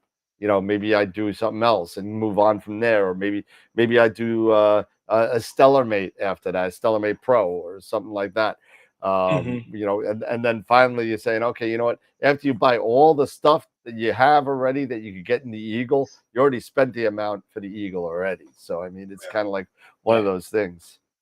What's nice is the way it's gotten to the point to where all you have to do is wait till it's dark, get everything up and running, and go to bed. Mm-hmm. Wake up the next morning. Hit play on Nina. Done. It's done. All your files are in the right location. Obviously the first thing I do is I wake up, I look out the back window and go, okay, everything's dry. Nothing it's crashed. Dry. It's dry. It's dry. Yeah. It's dry. Yes. I don't see any clouds at the port. I look right at my car windshield and I say, okay, I'm all right. Yeah, still around here though, I've gotten up. I mean, the amount of dew on it, everything is just amazing. Yeah, dew's one thing. That's something that we all have to deal with. You literally could take your hand and like slick the entire tube off. That's one of the things that we deal with. But I mean, when you're dealing with all of a sudden, like what Alan dealt with a couple years back, where you get a deluge that just kind of comes by, and that's why I got something on my phone called Rain Alarm, and I also have I have a weather station on my roof that if it's anything over like a tenth of an inch of rain, it sends this really annoying beep to my ear, and it's right next to my bed. So it wakes me up, and I run downstairs and I bring in a telescope and I put it, whatever. That's happened more than one, like 2 o'clock, 2:30 in the morning. I'm dead to the world, and beep, beep, beep, beep, beep, beep, beep, and then oh shoot, run downstairs, and that's it. But it's cool having I'm sure that's what you say. What I say I can't say on live YouTube. So I mean I probably could, but let's see. Yeah, I don't care. I say it all. I say it all on my lives, and Yeah, I know. I just try to be authentic. Yeah, I try to be too, and there are a couple of times where I have gotten, I guess, lambasted for dropping the F-bomb or saying things that I shouldn't have said, or I've said some pretty stupid things over the past 5 years, and I'll take credit for all of them. but Yeah. it's what, I try and be authentic too, but it's just to the point where we do want to kind of we don't want to. I don't know. Maybe it's just me. I don't know. It doesn't matter. Fuck it. but I'll drink to that. Yeah, it's you know what? There's one thing about this whole thing that we do, and we all three of us do it. We love doing this kind of things. Just the camaraderie of being out there with star parties or non-star parties, visiting people in the UK, visiting people in Canada, that kind of stuff. The community is so awesome and always very helpful that it's very, very, and you know what? It's very rare to kind of find that kind of thing in a niche kind of community. Usually in my experience, I see a lot of cutthroat actions, not in the Astro community, but in other ones. I'm not going to tell you, that's my secret, kind of stuff. Yeah. And I don't get that. Maybe 1% of the people out there will not tell you everything, but most people will try and help you. The people who used to gatekeep in the Astro community, they're quite literally a dying breed. Yep. There used to be, we would call them the old timers, but like, let's face it, we have become the old timers now. But the people who were our old timers when we were getting into this, the people who were doing it on film back in the day, because digital photography didn't exist yet for astrophotography. Once they moved into the digital version of it, they were the ones who pioneered it. They gatekept a lot of that. And so when I was starting out 14 years ago, I only had like 2 resources online that I could go to, and you had to piece it together yourself because nobody would help you connect the dots. We had Cloudy Nights, and I forget the other place. And then I ended up running a blog for a number of years called East of Jupiter, until one year I went to go renew the web domain, and they wanted, so I paid like $5 for it when I bought it the first year. They said, okay, well, if you want to renew it, it'd be $500 now. And I was like, why? And they said, well, because you're popular. And I'm like, I have 30 people who come to my page a month. That's not, but anyway, yeah. So I let that domain expire, and I haven't really done a blog since. I've tried a couple of different times, and it's just, yeah. But there's so much more information out there now. There's so many tutorials. There are literally hundreds of YouTubers out there creating content. Yep. We've got this talk show now where you can just bring in anybody. It used to just be the Astro Imaging channel, and now you got 3 or 4. AstroWorld TV, my personal favorite. Thank you. The AIC, and you guys bring in your experts every week. You guys talk to people, you get different perspectives, and you have people just dropping little nuggets of information out there. And we, as content creators who are creating this body of knowledge out there for the hobby, we're approachable. You can send us a comment on a video. If we've got email listed, we want you to email us. Yep. Some people have websites that they set up where they can have discussions and all of this stuff happen on their own webpage, so they can bring their own little community together of problem solvers for newbies that come together. I was doing that on TikTok with content creation. I've kind of shifted a little bit more into live streaming on TikTok now. And I just shit post when I do my daily videos now, and I just post about whatever. Yep. But for live streaming, I'm either cooking food because I love to cook, particularly on my grill, or I'm talking Astro with my other buddies, and we basically hold these impromptu, like what you got right now, and we'll bring on like 3 or 4 people, and we'll all point our telescopes at stuff, or I'll walk somebody through. I helped one of our friends 2 nights ago rebuild the focuser of her Celestron Newtonian telescope on her couch because it wasn't working right. And so the deep sky dude and we walked her right through it on a live stream right there. And anybody could That's just tune in cool. and watch and watch a biopsy of a telescope focuser. And we got it working just like that, and just the ability to have somebody say, I have this problem and I don't know how to solve it. And I could just be flipping through and they're like struggling with something, like, I know that telescope. Like I know what's going on here. And I can just start commenting and they're like, I have the ability to go live as a guest. If you want me to come on, I'll walk you through it. And boom, I've done it with 2 other people so far. So we're out there. We want to help. We're a totally different breed than the people who pioneered this hobby 30 years ago.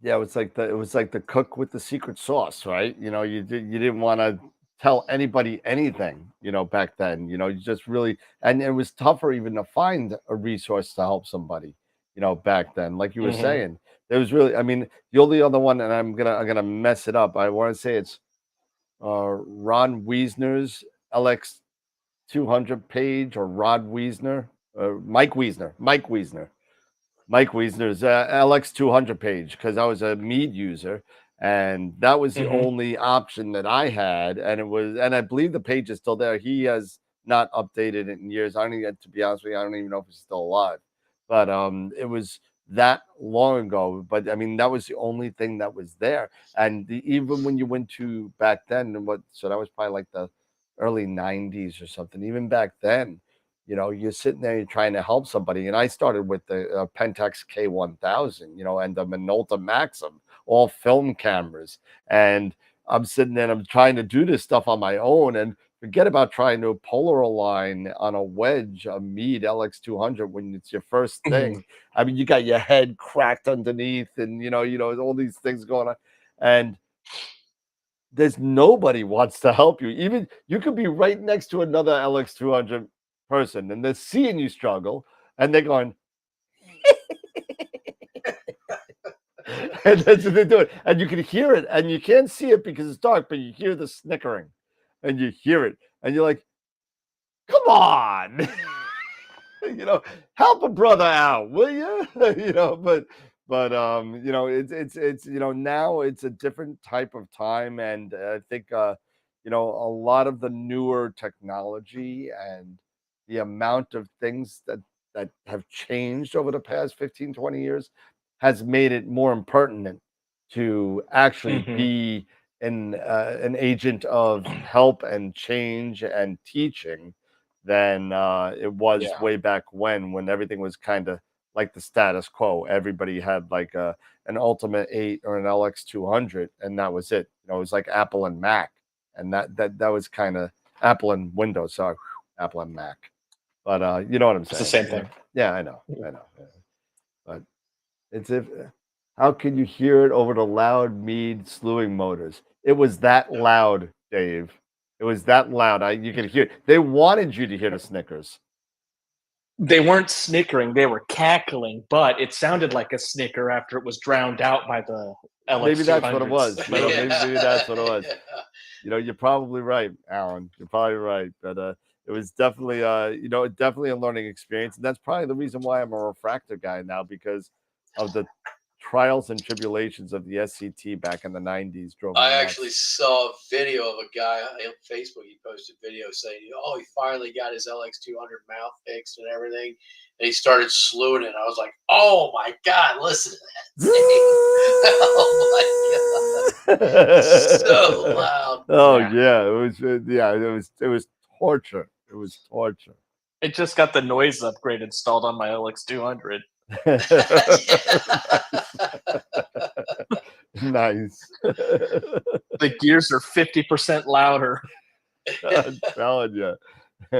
And Mead's slowly but trying to make a comeback through a second life with Orion, and we'll see how that works out. But yeah. Well, I've got a Mead 80mm triplet. It's a damn good telescope. So yeah, the it's probably one of the best, one of the last of the best ones they built. The higher end was at the 4,000. Mine was a Series 6,000. 6,000. All right. Yeah. There you go. Yeah. Those were nice. I know. No, those 6,000. Yeah, those 6,000s were great. Yep. Yeah, and that 80mm, that's just a perfect size. Yep. I now I got, what do I got? I got my 130. I got my, and then I go down to like the FRA 400, then a Red Cat, then camera lenses. So I mean, that's kind of where I think I'm gonna sell my Red Cat. I don't even use it anymore, to be honest with you. I want a Black Cat. You want a Black Cat? You could have a Chihuahua. Yeah, it's no.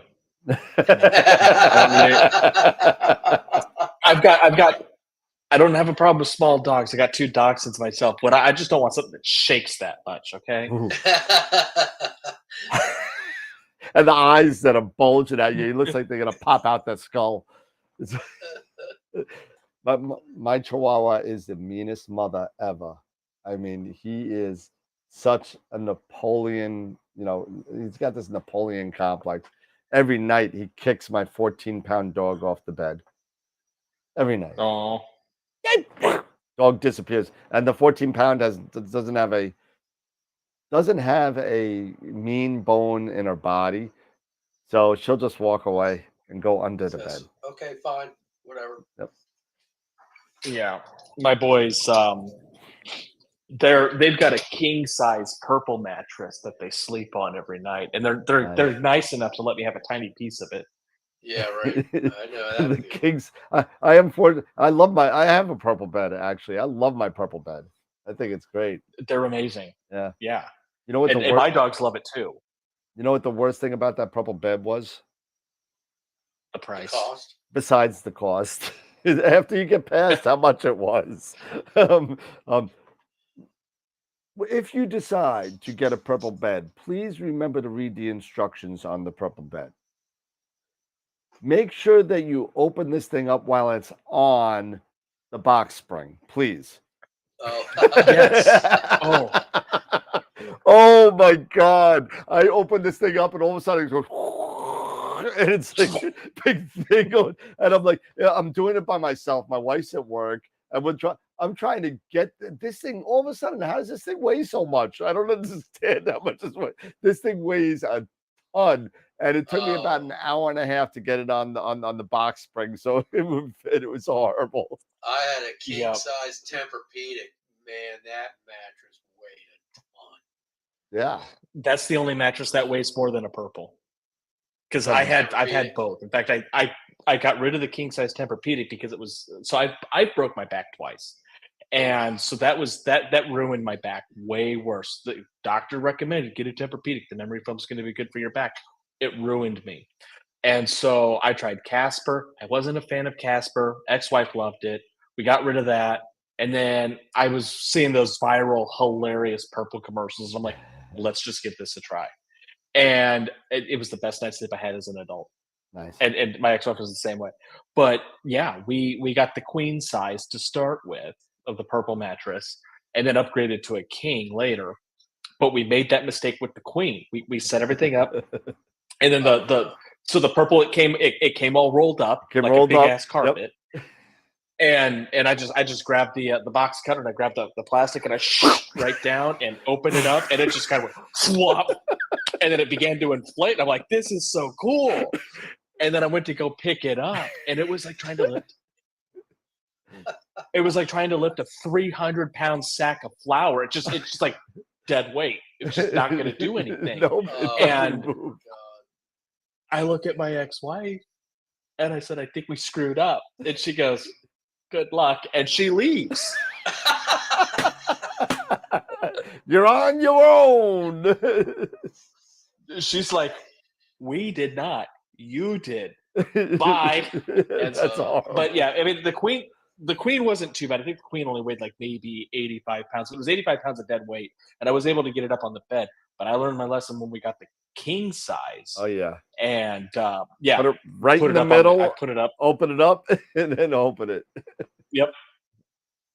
Unbelievable. And so, but my bed is so I don't have a bed frame yet, because when I left and moved here, I walked away from everything.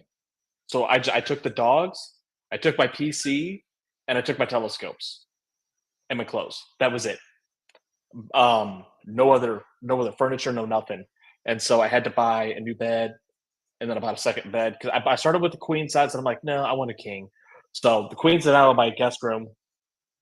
King's what I sleep on, and it's nice. But yeah, I don't have a bed frame because I haven't renovated my master bedroom yet, and so I don't want to get furniture and then have it get damaged during the construction process, and then I've got damaged furniture.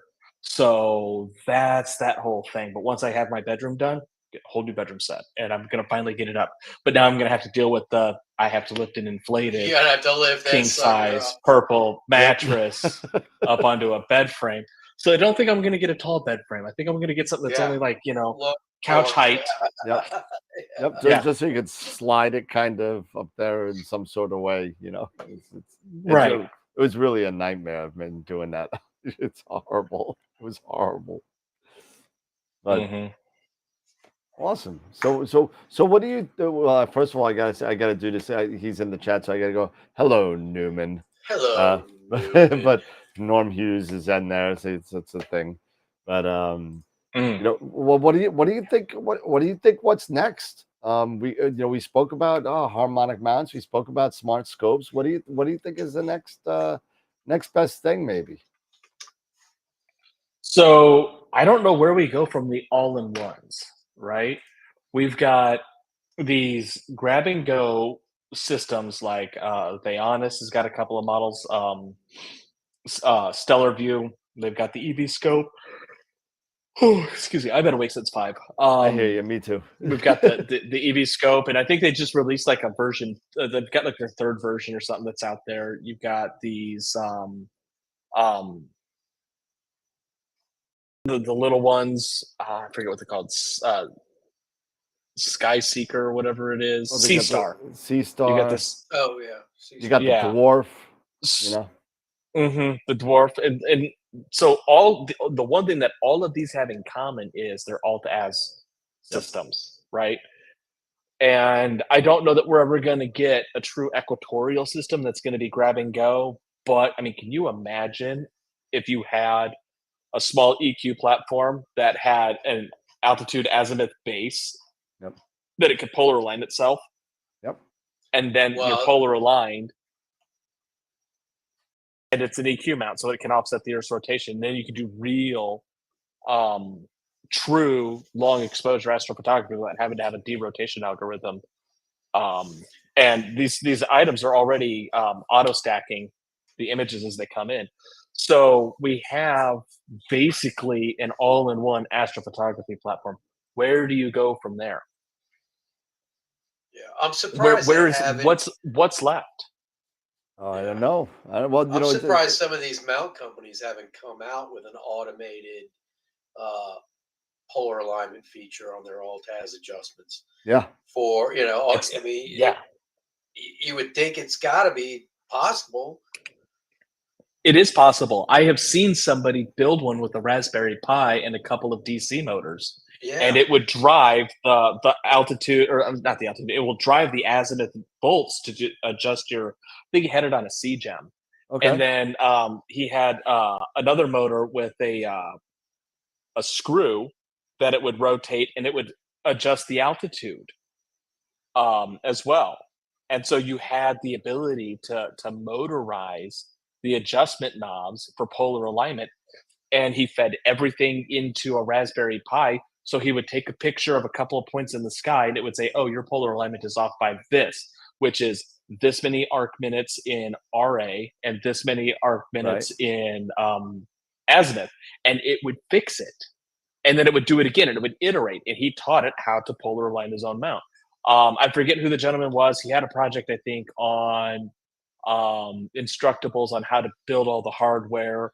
And I don't know if there was like a GitHub or SourceForge or whatever it was for the software side of it, but somebody did it, and it was a hobbyist who did it in his living room. There was no reason why Celestron or Mead or Orion or whoever's making these mounts can't do it. I mean,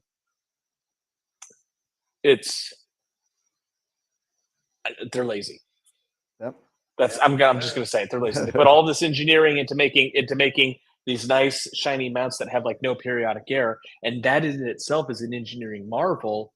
But harmonic mounts, while we're wooing over those have been part of automotive robotic assembly lines long time for 50 years. Yeah. This is not revolutionary technology. They took an old technology and they just gave it they gave it a new use. They just repurposed something that already exists. Right. Nobody in the mount who makes mounts, they have not innovated the mounts at all. And this is one of my biggest criticisms with the electronically assisted astrophotography when it was coming out a couple of years ago was they package all this stuff up and they make it look really nice, and then they charge a 600% multiplier on what it would cost to build it yourself. And all they did is just take everything, put it together for you, and make it look pretty.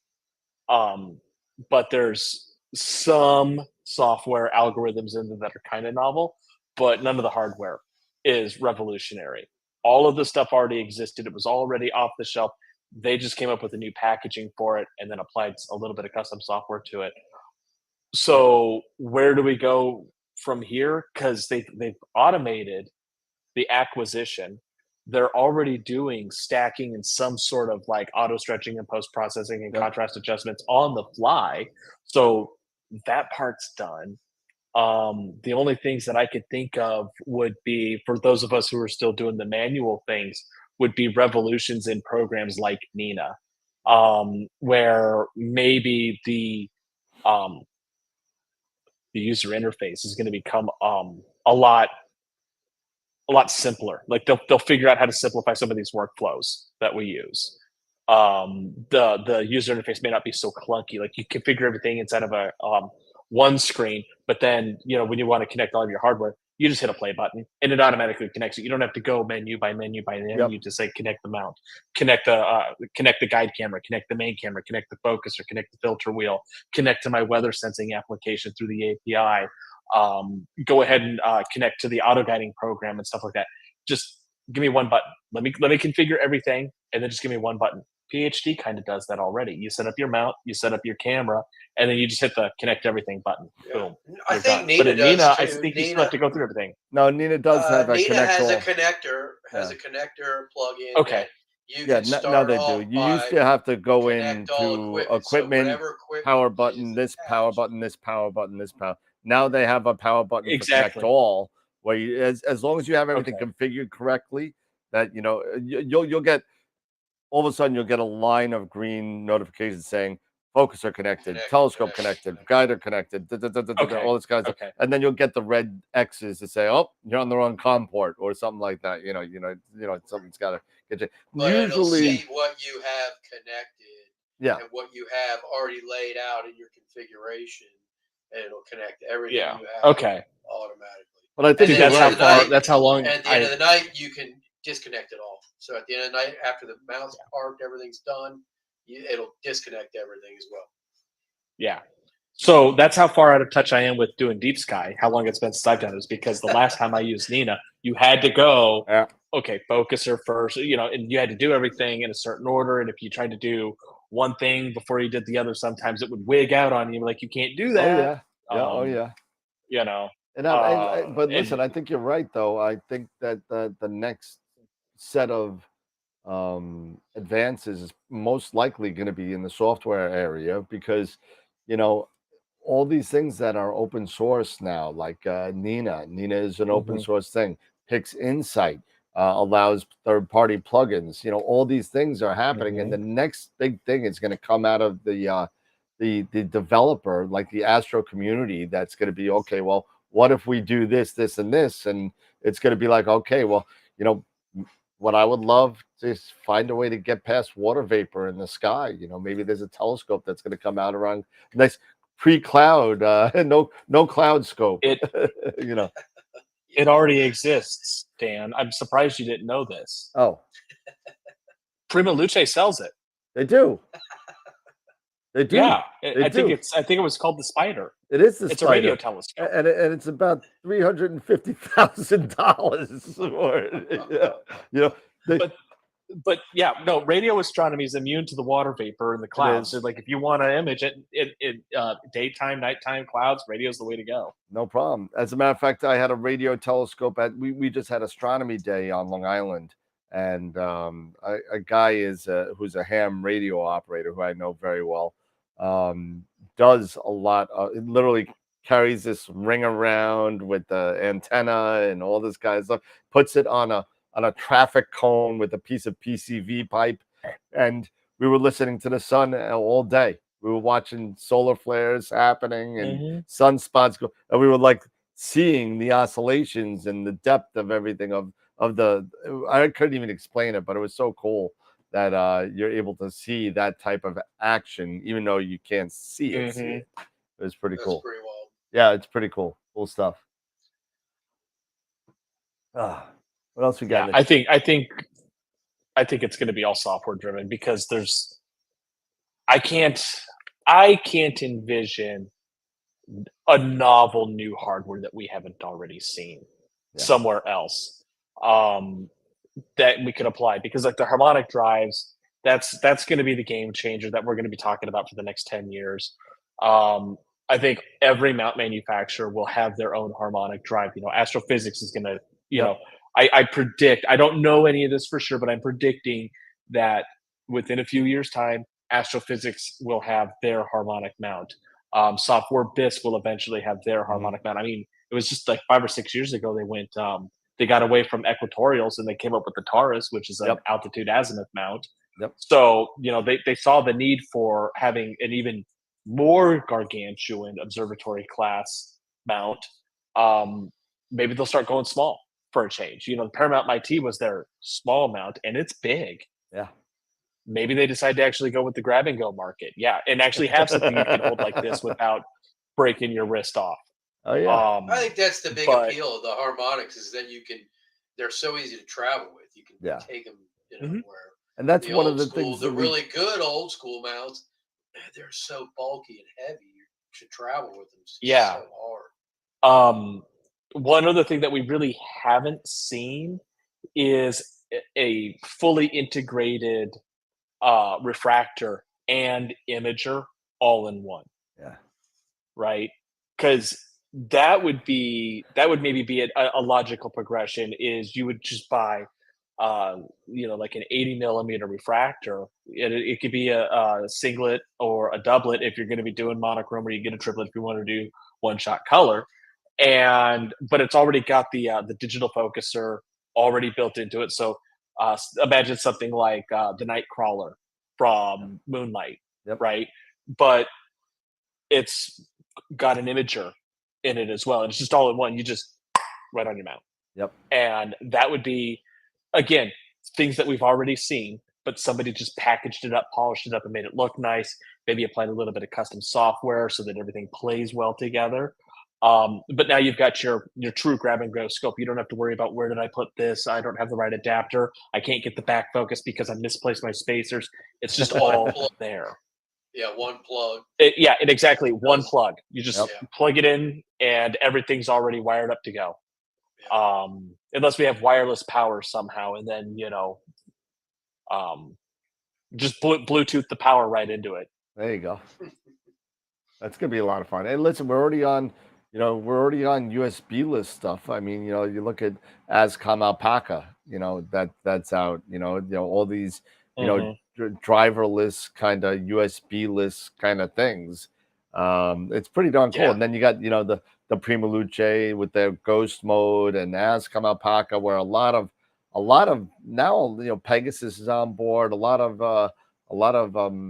mounts are getting on board. Mount makers are getting on board with it. And I remember having Bob Denny on the show, you know, about 3 years ago, and he's been like, this has been like his brainchild. Him and a couple other guys have built up as Canal Park over the last couple of years, and it's just now over the past like year that it's actually starting to gain ground, and people are starting to see that it's not as scary as oh my god, I'm gonna run these things without USB cables, you know. So I mean, it's definitely you know, it's becoming more of a proven technology at this point. So it's looking to be good.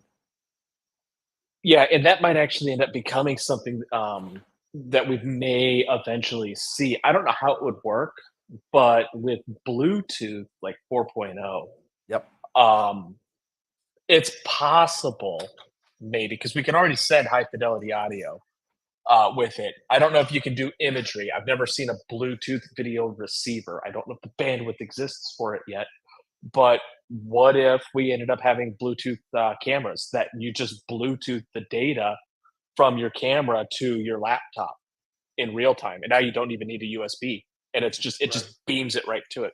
Nice. You know, and it's short range, so you could still have a bunch of these people at a star party, and it won't necessarily cause too much interference because Bluetooth has and you can, I believe, set the power level or the decibel level of that Bluetooth device. So while Bluetooth may have a maximum range of like 5 meters, you can tell your device 1 meter, but you'd have to have your computer like your your camera would have to be right next to like it would have to be on top of it like the Eagle, or in my case I've got my my little SoC PC. I Velcro it to the underside of my tripod, but it's never more than a meter away from the camera. But I mean, theoretically, maybe some Bluetooth going full Wi-Fi with batteries. You know, the battery in your cell phone could power one of those cameras for a couple of hours. Yeah, absolutely. Hey, so you never know. I mean, it may not get you all night, but you know, with battery technology advancing the way it is, if we get these solid state batteries they keep promising, we might get all night with a single charge. So that might be new. That would be revolutionary, I would think. Something we have not seen someplace else being applied to our technologies. The other elephant in the room is I can't read it. We can go wireless with data. Why not power? Yeah. So you know, maybe that might happen eventually. Who knows? Well, we do have wireless power, but it's through induction, and the crappy thing about it is, oh my god, is that Eric? No, not Eric. The strength of the wireless power falls off with the inverse square. So you have to be right. If you have to be right up to it, and if your camera slews away from your power source, it's going to see a voltage drop or an amperage drop or something. It's going to lose that power. So you would have to have, you know, really strong induction happening for that to work. And then you've got, I don't know, maybe concerns with people who have a pacemaker walking too close to it. I don't know how that would work. Exactly. Eric jumped on. Somebody with braces. Eric's all dressed up from his daughter's graduation party, I guess. Hi. How's it going? What's happening? Eric, you brought the horses back after the barn door is closed now, so I mean you're fine. What do you mean? Eric, it's 9 minutes before the end of the show when you show up. Yeah, you know what? I'm fashionably late. That's what I call it. I'm fashionably late. Fashionably late is 5 minutes, not 5 minutes before the party's over. You wait until it's here. Hey, everybody. Yeah, yeah, so we've been talking all about, you know, all the new stuff that came out, catching up with Alan here. It's been a great time. Yeah, please smash that like button if you haven't smashed it yet. Eric, we're gonna put Eric solo next time as punishment. Eric doesn't care about being alone. He'll do it all night. He doesn't care. That's not punishment. He probably likes it better. I'm not bothering him. No, I just wanted to pop in and say hi to everybody. Just hang out. No, absolutely. It's good to see you again. Yeah, you too, guys. It's awesome to hang out and just say, hey, yep, graduation's over, graduation dinner's over, so that's a little bit of normalcy. Nice. So, this is normal. Well, for me, for Wednesdays and Fridays, okay. This is kind of it's my normal. So yeah. Awesome. So, I mean, what's up next for you there, Alan? Anything up next for you regarding, next things on TikTok? Any new TikTok previews that you got going on, or? No, nothing that I have planned. Everything that I do. So once I got onto TikTok, I was really all about, like, I'm going to drop these little nuggets of information about how to do astrophotography and explain the ins and outs of the hobby. And then as I learned how the algorithm works, I learned that is absolutely never going to work on TikTok, because TikTok is all about the immediacy. When you do something on TikTok, TikTok wants to show everybody who's available to see it right then and there. And then within 5 minutes, you're already old news, right? TikTok is not a search engine. YouTube is, Google is, that's why we have websites. That's why we have YouTube, is to be able to search for a body of knowledge, to do stuff like that. So that's why I've kind of shifted more towards just doing live events on TikTok. And so what's next for me as far as astrophotography on TikTok is more solar live streaming once I get out of severe weather season. Because as we had explained earlier, I'm going to set up tonight. I'm not actually, it's cloudy, but let's just pretend I was foolish enough I'm going to set up tonight so I can polar align tomorrow night. We'll have a tornado in the middle of the night and it'll wipe my entire neighborhood out. So that's just my luck. I've already proved it once with a thunderstorm raining on my observatory that one night. I'm not going to do that crap again. So I wait for severe weather season to pass. Usually happens at the end of May, early June. And then we hit what I like to call hell's oven. And then it's going to be that until October, where it'll be almost straight 95 to 105 degree weather every single day. George Letch knows all about this in chat. He will confirm that we're about to hit triple digit heat any week now. And we're going to just stay there. But that's the time that you just put your telescope outside and do your best to, like, dress it up like a patio umbrella when you're not using it. So people just drive by and think, oh, that's an ugly umbrella, and keep going. But yeah, solar lives will be what I'm doing mainly. I've done quite a few live streams of the sun here on YouTube as well. And I like doing them on YouTube because I can control the video quality. And it's a lot of fun to stream the sun for 3 hours to just 4 people on YouTube. But I wish I had a different 4 people every time, I like all of my friends that do come to my stream. My channel here on YouTube has all but died ever since, my life got turned upside down back in 2019 and 2020. It's been hard to make new content, and I'm pretty sure I've been forgotten on YouTube, and that's fine. I didn't expect anybody to wait around this long for me, and so many other people have come along and done some great things, and I moved on too. I'm on TikTok now, and so I've got my core audience over there and all my friends over there. And so when I do a live stream of the sun on TikTok, I don't have 4 people watching. I have 7 people watching, and I feel like a superstar. Hey, but I mean, you got over, I want to say I saw 22,000 people following you on TikTok or something. Last I look, it's around 20,000. I don't know, maybe it's 22 now. I don't pay too close attention to the numbers over there. I don't follow it that closely because what do they say on Whose Line Is It Anyway? The points don't matter. Yeah. So. Yep. Hey, well, people are following you, people liking you. I like watching your little tidbits on there that you throw on there, and I find, and part of the, I know that it's a tough subject, but what you were going through back in a couple years back, and I was actually following you through, because you actually put it all out there, and I thought that was very, very authentic, and like you said, you're just you, and I think that's part of the allure of your videos. So I mean, keep on doing what you're doing, man. You fought through it. I think you're in a better place now, and just like more good luck to you, my friend, because it's gonna, it's just gonna get better for you. It's already better. It's harder, but it's better. Like if that could make sense. Like just because it's better doesn't mean it's necessarily easier. But my mental health is a lot better. My outlook on life is much more improved. I'm in my own place now. It's not, it's far from perfect, but it's mine. Yeah. And I get to do my own thing.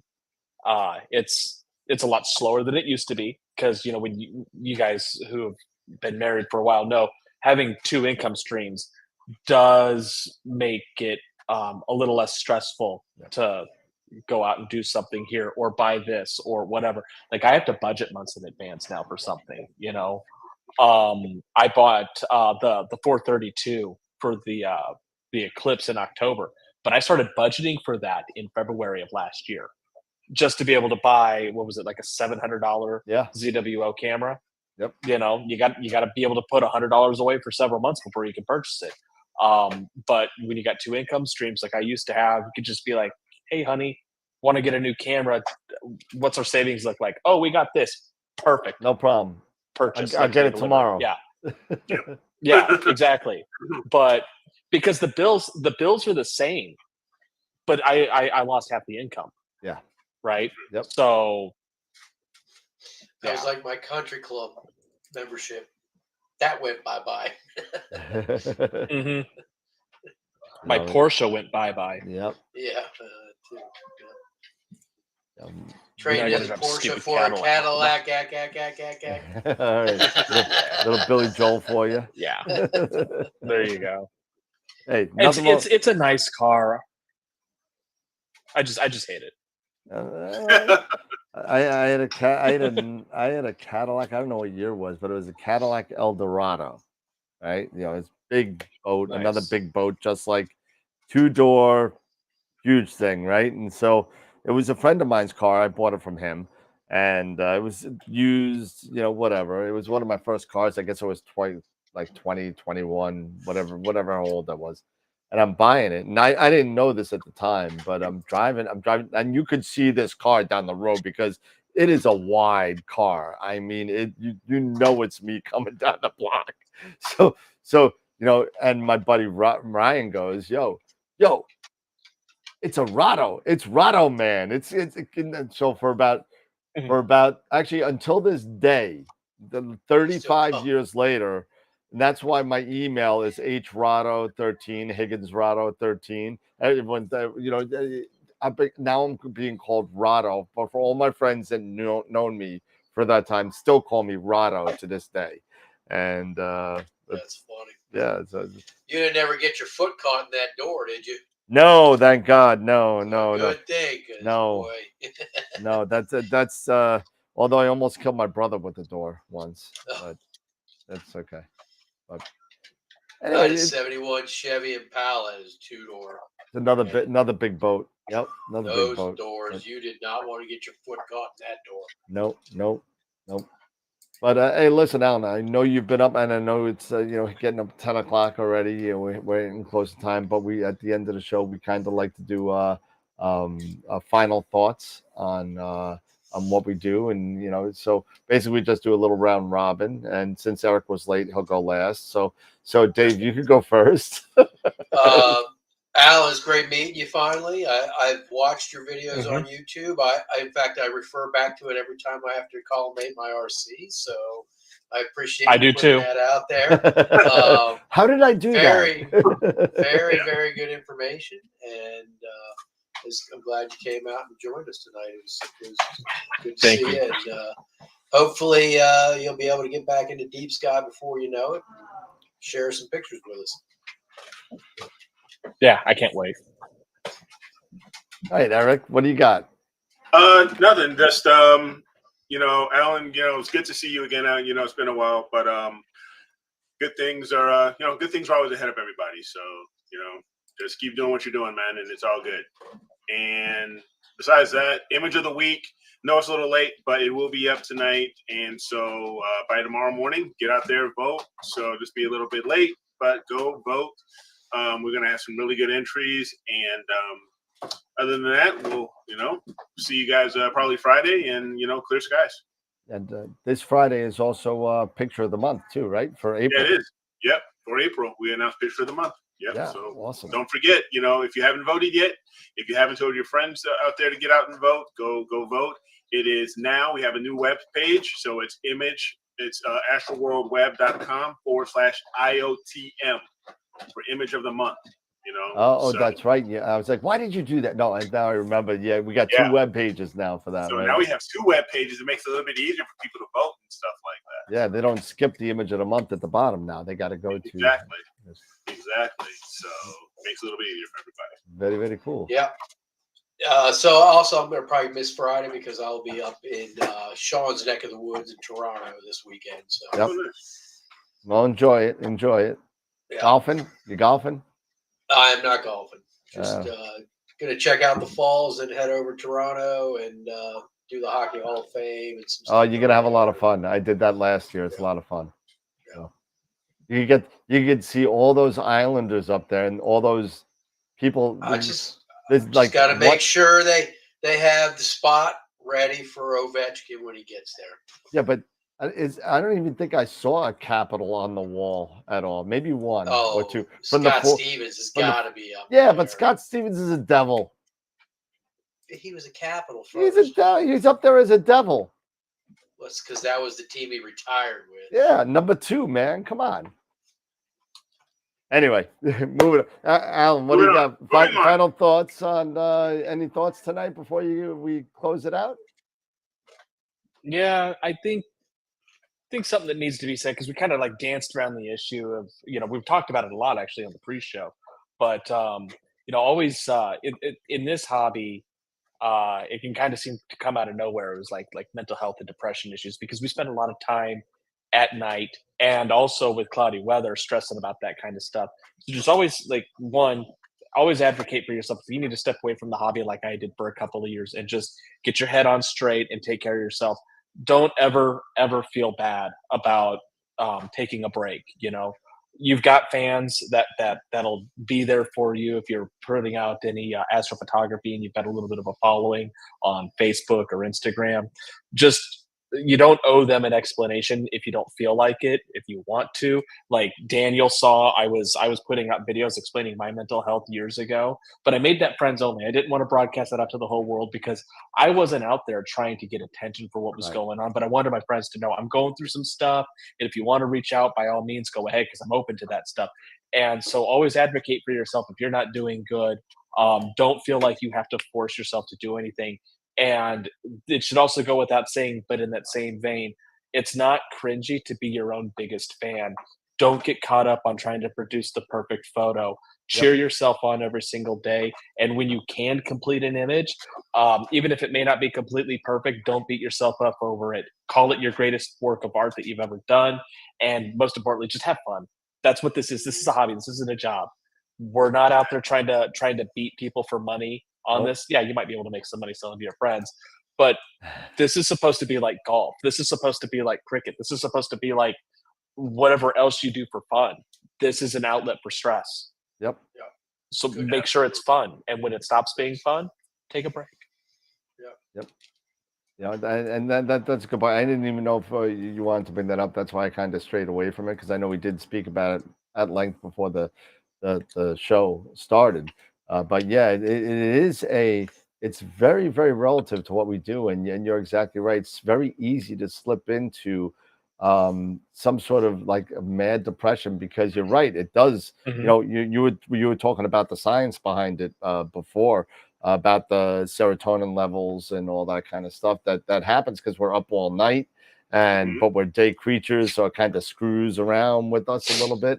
And it could become a big issue for some people. So, I mean, but be aware of it. And like Alan said, if you're feeling down, find an outlet for that and talk to somebody, talk to anybody, and just be aware of it. And then, if you got to take a step back, like Alan said, take a step back, take a look inward, and just know that there is a lot better stuff out there. And, there's always tomorrow, so, but that's a really good point, Alan. Thank you for bringing that up. I appreciate that, because it's a topic that really isn't spoken about, but a lot of people suffer from.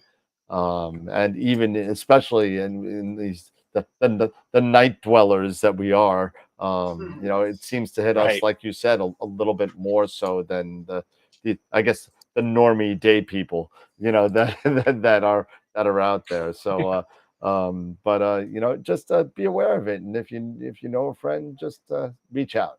Yeah, absolutely. That's a good point. So awesome. All right. So my final thought is it's 10:05 and it's time for bed. So thank you, Alan, again for coming on. And if you're so inclined this year, I'm going to throw out an invite to you to be on this year's Astropalooza, which is coming in December. If you're interested in coming on, I'm starting to build up you don't have to answer now. This is not an answer. This is not an answer. So if you want to be on it, it's like a half an hour or 40 minutes on a Saturday in December. And we just sit there for about 10, 12 hours and talk about astrophotography because we're nuts. And, so this will be the third Astropalooza. We've had guests from Adam Block, Dr. Sass, Charlie Bracken, all the Masters of Pix Insight, Nico Carver, Molly Wakeling, Amy Astro. We've had a lot of people. So if you want to come on, you just let me know, and you got a standing invite to come on and hang out for a little bit with us. Absolutely. Right now, I think I'm definitely 100% on board with that. Awesome. Last year we had Trevor and Dylan on. That was pretty funny. Dylan is so far not letting me off the hook here on the PowerPoint that I sent him because I sent him he sent me a PowerPoint. Now actually I said, don't worry about Dylan. I know you don't have the time. Just tell me what pictures you want and I'll put the PowerPoint together for you and you can show them on the screen. And he's like, okay, no problem. So I send up pictures. There's some stuff, Byron's Bay and all that kind of stuff, where he's from. And he sends you the pictures. And then he says, I didn't know what, and I'm not going to screw up I'm not even going to try his accent. He's like, I didn't know what to make of it. But Dan sent me an email the day before the show that said Dylan's pee-pee. And I didn't know what to make of that.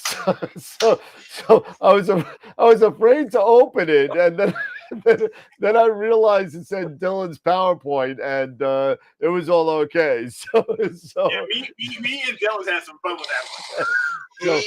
He was so freaking funny, man.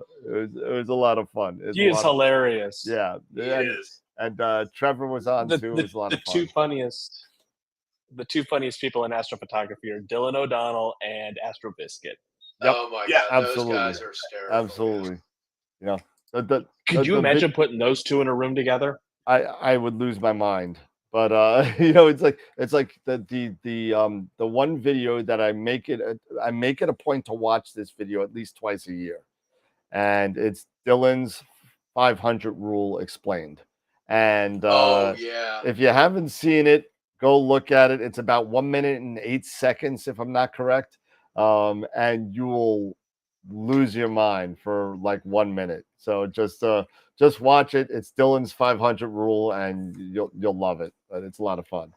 But anyway, Alan, again, thank you so much. Go check out Alan's TikTok at I_spaced_out, and check him out. He's got a lot of good stuff on there, and support him as he's supporting us tonight. And I'm sure, we'll see you soon. So, but again, Alan, thank you so much for coming on and hanging out with us for the last 2 hours. Mm-hmm. I know you swore I could probably do a quick kind of thing, but we kind of had a lot of good time catching up with you. And it's always a blast having you on the show. So yeah, thanks for joining us. Well, I wanted to do the whole 2 hours, but like I was explaining to you before the show a little bit in the email is I was expecting a phone call that I just haven't received yet. Oh. I don't know when I'm going to get the phone call. I just knew it was supposed to happen tonight. It usually happens after 7 o'clock. So okay, and what is it? Is it 9 o'clock there or 8 o'clock? It's now 9 o'clock. 9 o'clock. Yeah, 1 hour. Okay. Yeah. So the phone call might still happen. I don't know, but it hasn't happened yet. But when I get it, I have to take it. Watch it ring as soon as we get off. So I have a phone blocker on your phone right now. Oh, is that why? No, No, that's what I've been looking at. Like, what do you mean? ring, What do you mean? I got no bars? Maybe whoever's Ring. supposed to call you is watching the show, and they're just waiting politely. They're being till the nice. show's They're over. fans of the show that are actually watching. Yeah, there you go. I was counting on you to get me out of this. Ring, damn it. It's like the bad date phone call. You're like call me in 25 minutes and I'll let you know if I'm okay or not. SOS, call me now. You're like this. What are you doing on the table? Oh no, I just dropped something. It's okay. Oh my God, Alan, it's always a blast, man. And whenever you want to come back on, you have a standing invite. Whenever you want to come and hang out, man. So it's always a pleasure. We got to do this more often. It's got to be more often than 3 years or so. It's definitely We'll definitely shoot for like every 30 months.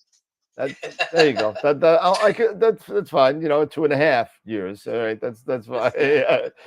But every once in a while, look at Alan's videos. Every once in a while, you might see a very unknown show in the background on TV somewhere called AstroWorld TV. You might see that on a TV little plug in the background. Yeah, I told you I did that on purpose. I know you did. That one TikTok video. Yeah. That was good. I was like, oh, there it is. But awesome, man. Hey, listen, again, thanks a lot, man. And we'll set some up maybe by towards the end of the year, and we'll start talking about Astropalooza if you're cool with that. Sounds good. All right. Yeah. All right. Good luck on that. All right. Image of the week. It's up. Go vote. It's up. It's up. Awesome. Go vote. I'm that good. Go vote. Go vote. That's why he wasn't Nice. saying nothing. That's why it was all quiet for like 3 minutes. I'm locked in. All right, so go vote, everybody. Everybody, again, thanks, Alan, and we'll talk to you later. Everybody, don't forget Friday night is the beginner's night, and again, 8:00 we'll be back on Friday, and I believe the regular cast of characters will be there. Will be Eric and David. You're not going to be there though, right? Friday. No.